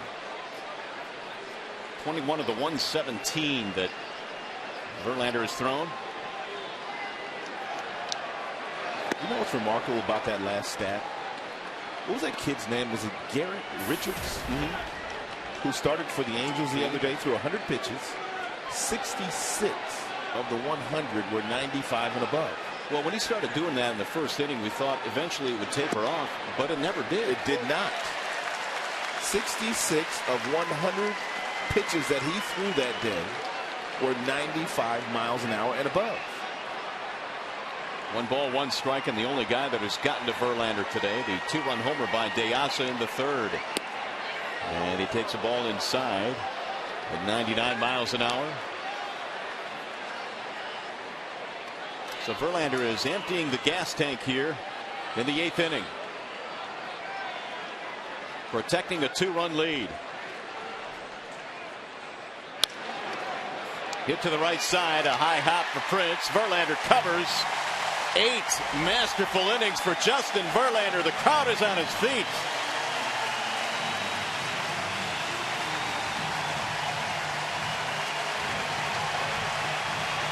A sellout crowd enjoying this one here tonight. You're watching Tigers baseball presented by Bell Tire.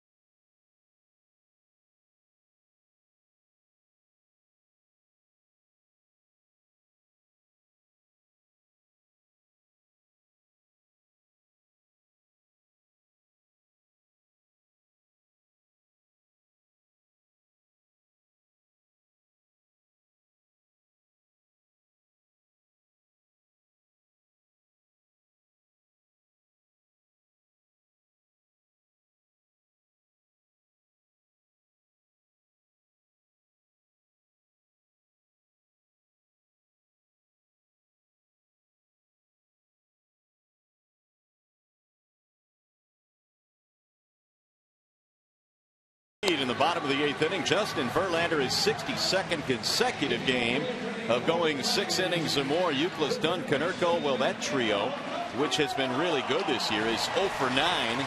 And the Tigers offense, 17 of the last 25 scoring with 2 outs. All 3 of them that way tonight. Verlander, how about handing out a memory here? And this is going to be something that this young man will never, ever forget. Check that out. Justin Verlander just tossed me a baseball. Got a fan for life. Awesome. Here's Cabrera leading it off. And the White Sox have a new pitcher now in a wall-side windows pitching change. Brian Omogroso has not been here very long. He's been in just 4 games prior to tonight's game. 3 strikeouts, 3 walks in the league, hitting just .217 against him. So Peavy goes 122 pitches in this game, and Hilda Park. Cabrera an RBI single in the 3rd. That's driven down the right field line. To the corner it goes. Fair ball. It bangs off the wall. Rios trying to run it down, having trouble doing so. But Cabrera will pull in with a double. That's what's fascinating about Miguel Cabrera. First time he's ever seen Omogroso. Oh, Grosso's got that high leg kick. Look at this leg kick. But not bothering Cabby one bit. He gets something that's outside and hits a C down in that right field corner. And it would be nice to see the Tigers score one, maybe two more runs in this game. That is the highest leg kicks this side of Jim Palmer. He gets way up there. Here's Prince Fielder. 27 two-baggers now for Miguel.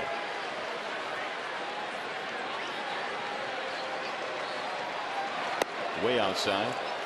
As good a years as Miguel has had as a Tiger, this one is shaping up to be the most consistent year.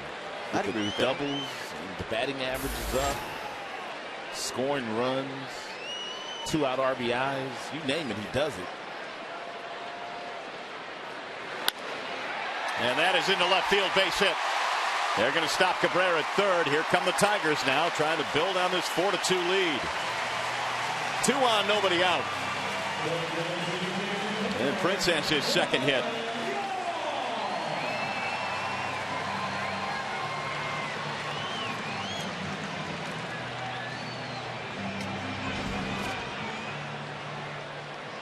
Kenny Williams has a very young bullpen. Of the 7 players they have in the bullpen, 5 were rookies. Whoa. That's a lot. It is a lot.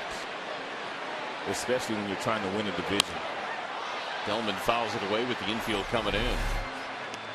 Thornton has some experience, obviously. 8 years in the major leagues. Veal, 19 career games in 2009. So he's not a rookie, but he had been in the big leagues in a while. And it looks like Miguel Cabrera now down at third base. It's going to be tended to. There is Veal warming up in their bullpen. Kevin Rand coming out. Something tightening up on Miguel. Hopefully it's just a cramp. Trying to walk it off.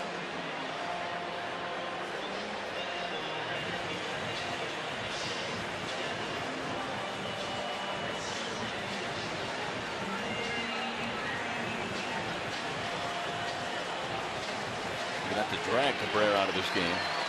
He's not coming out.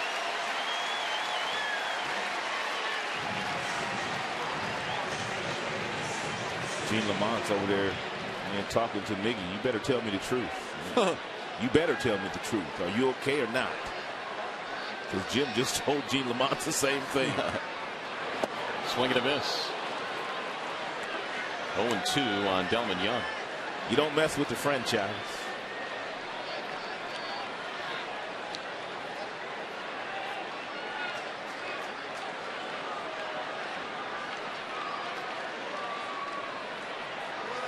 And the 0-2. Almost hit him. Breaking ball in, and it almost clipped Young. Delman doubled in a run back in the third. That made it 3-2 Tigers. They also got another run in the seventh on the Jackson RBI hit. Reached out, poked it toward third base. Cabrera trying to score. The throw to the plate, and he's out. Youkilis charging through to Pierzynski for the tag.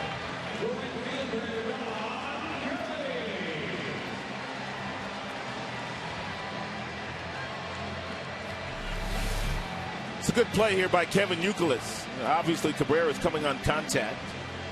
It looked like Cabrera tried to run on the inside part of home plate to see if that throw would hit him.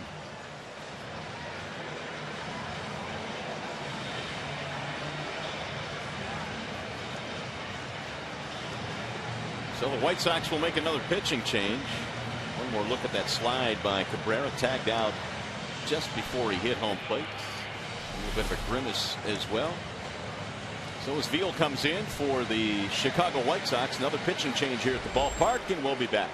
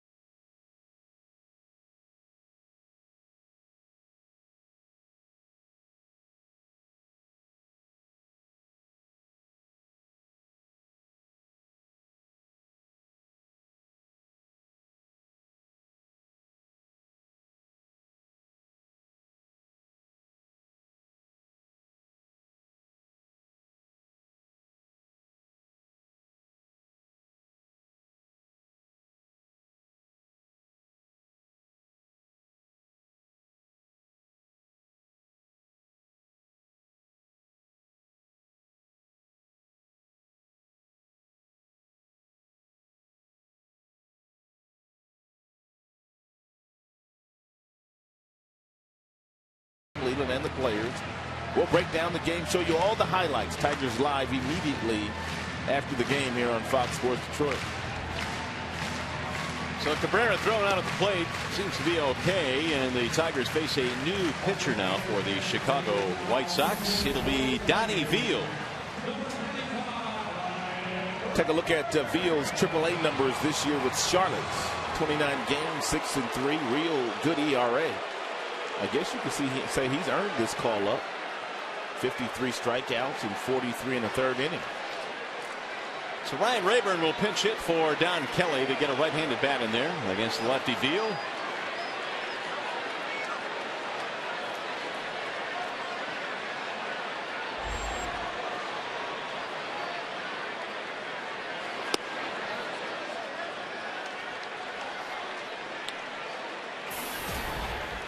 One ball and no strikes on Ryan Rayburn, batting .172. Prince and Young aboard on the bases with one out. Here's the 1-0. Rolled foul, 1 ball, 1 strike. Nice little tune-up at bat here for Ryan Rayburn here tonight. And more than likely he will get the start tomorrow against the all-star left-hander Chris Sale. Jose Valverde tuning up.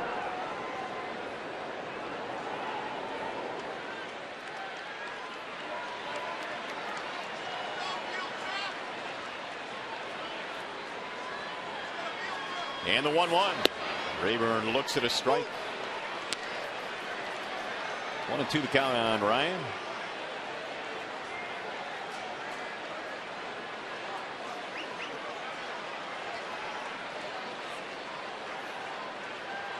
Donnie Veal is out of Jackson, Mississippi. Balled inside, 2-2. Big kid is listed at 6'4", 240.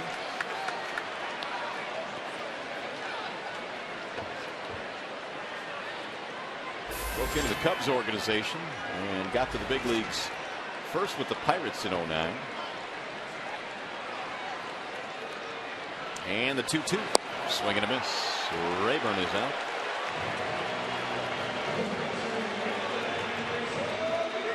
Two gone. Here is Alex Avila.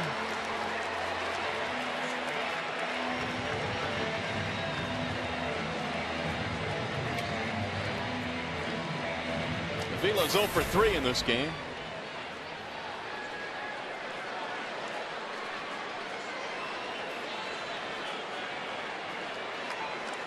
Detroit has scored all their runs today with 2 outs. And may as well do it again.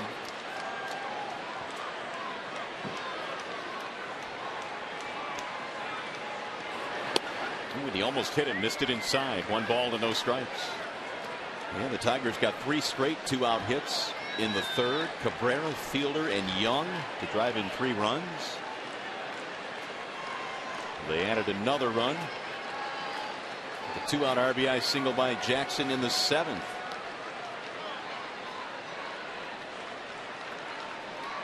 Here's the 1-0. Bender in for a strike. 1 ball, 1 strike.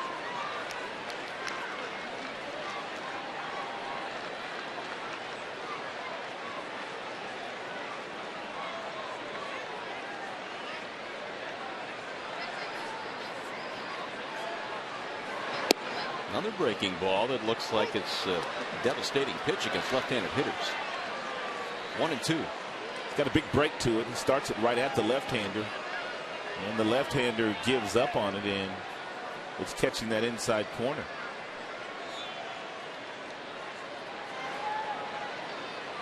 And the 1-2. Swing and a miss. And Veal strikes out Vila.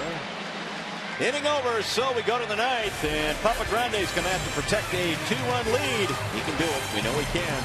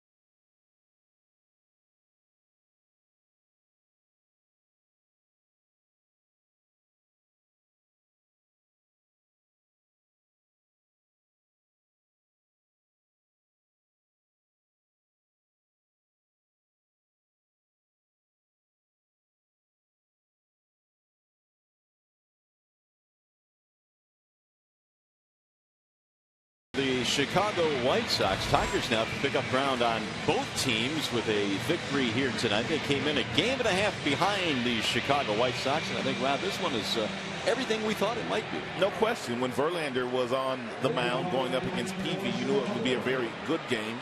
And you got to give the Tigers a lot of credit. They scored all their runs with 2 outs. They've done a nice job. Prince hand delivering a souvenir. He wanted to make sure the little guy got it. Good for Prince. So here is Valverde. He'll take over now, trying to get the save. And Valverde is 17 of 21 in save opportunities this year. The right-handers hitting a .194 against Valverde. Left-handers a little bit better at .257. He's got to go right through the heart of their lineup, too. Sure does. Euclid, Dunn, Konerko, 2, 3, and 4 for Chicago. All 3 of these guys have been real quiet tonight. In there for strike 1 as we start the ninth. Been a tough night for Kevin Euclid. And he's had a tough career against Valverde. 0 for 4 with 3 Ks. Euclid has fanned 3 times tonight.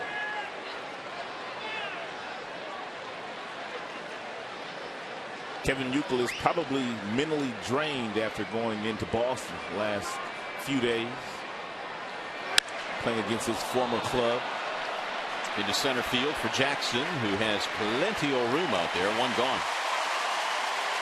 0 for 4 tonight for Euclid. 1 out.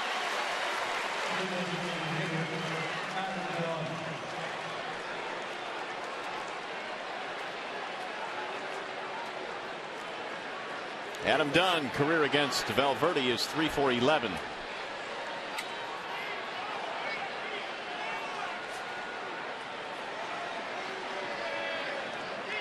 For 3 tonight for Dunn. He's hit into a double play, grounded out and flied out. Dunn showing bunt. Really?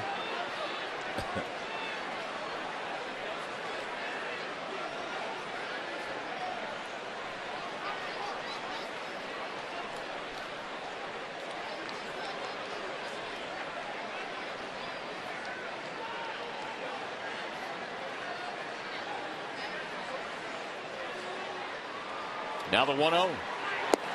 2-0. When Adam Dunn does hit him, he can hit him a long way. And this was back on May 5th. He almost hit that thing to the Pepsi porch out there. Monster power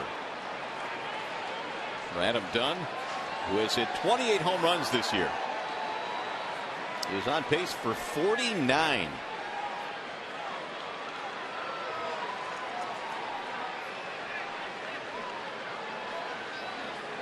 Now the 2-0.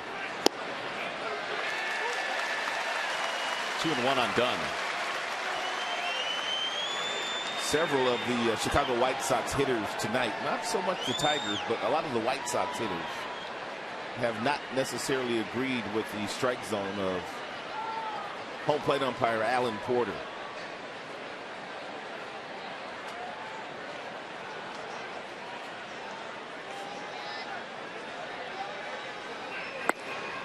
Now it's 3-1. Well, the White Sox need is 1 base runner to bring the tying run to the plate. You've got another home run hitter waiting on deck in Paul Konerko.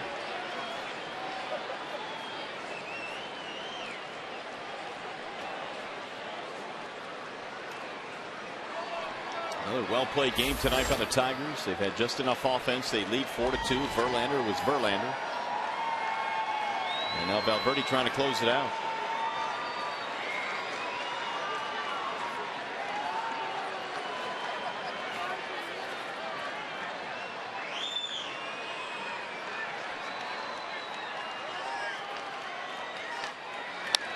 Fouled straight back. 94-mile-an-hour fastball that time from Jose. The count goes 3-2 on Dunn. Here comes the crowd again.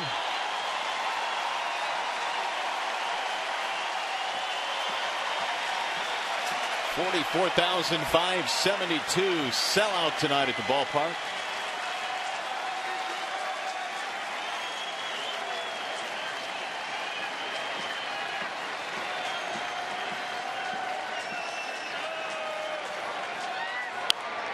Fouled away again.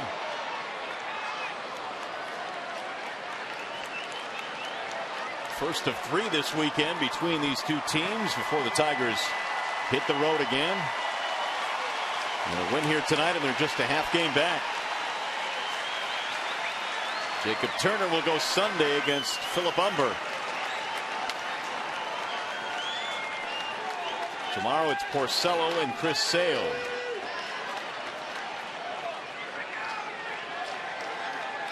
And the 3-2. Just got a piece of it.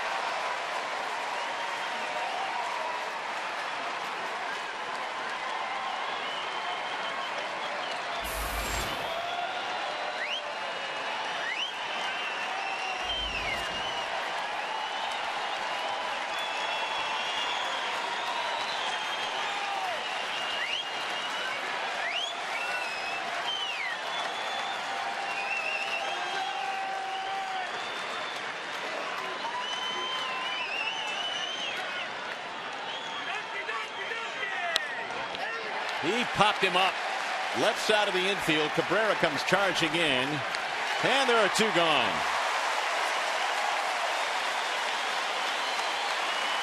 It's a nice job by Valverde after falling behind Adam Dunn. 3 balls and 1 strike. He came back and finally got him to pop up. The split-fingered fastball at 84 miles an hour.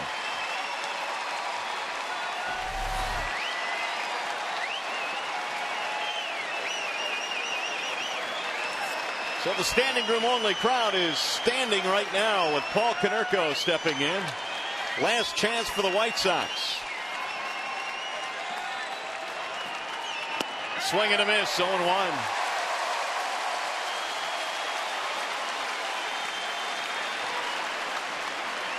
Tigers tonight have out-hit the White Sox 10-4. And they're 1 out away from pulling to within 1/2 game in the Central.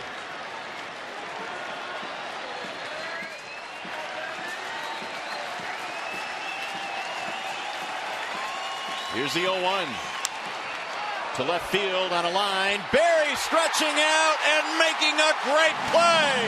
What a catch by Q to end the game. A terrific play by Quentin Berry puts an exclamation point on this one.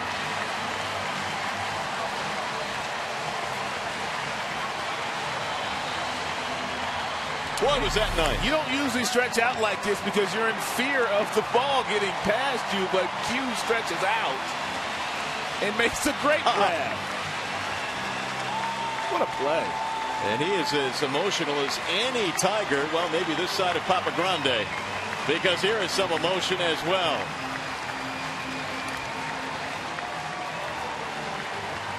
Valverde closes this one out with some help from QB out left, Quentin Berry, with a terrific diving catch. And the Tigers now have won 11 of their last 13, and they trail Chicago by 1/2 game. And we've got plenty more from the ballpark coming up. Nice win tonight for the Tigers. There's your final 4-2.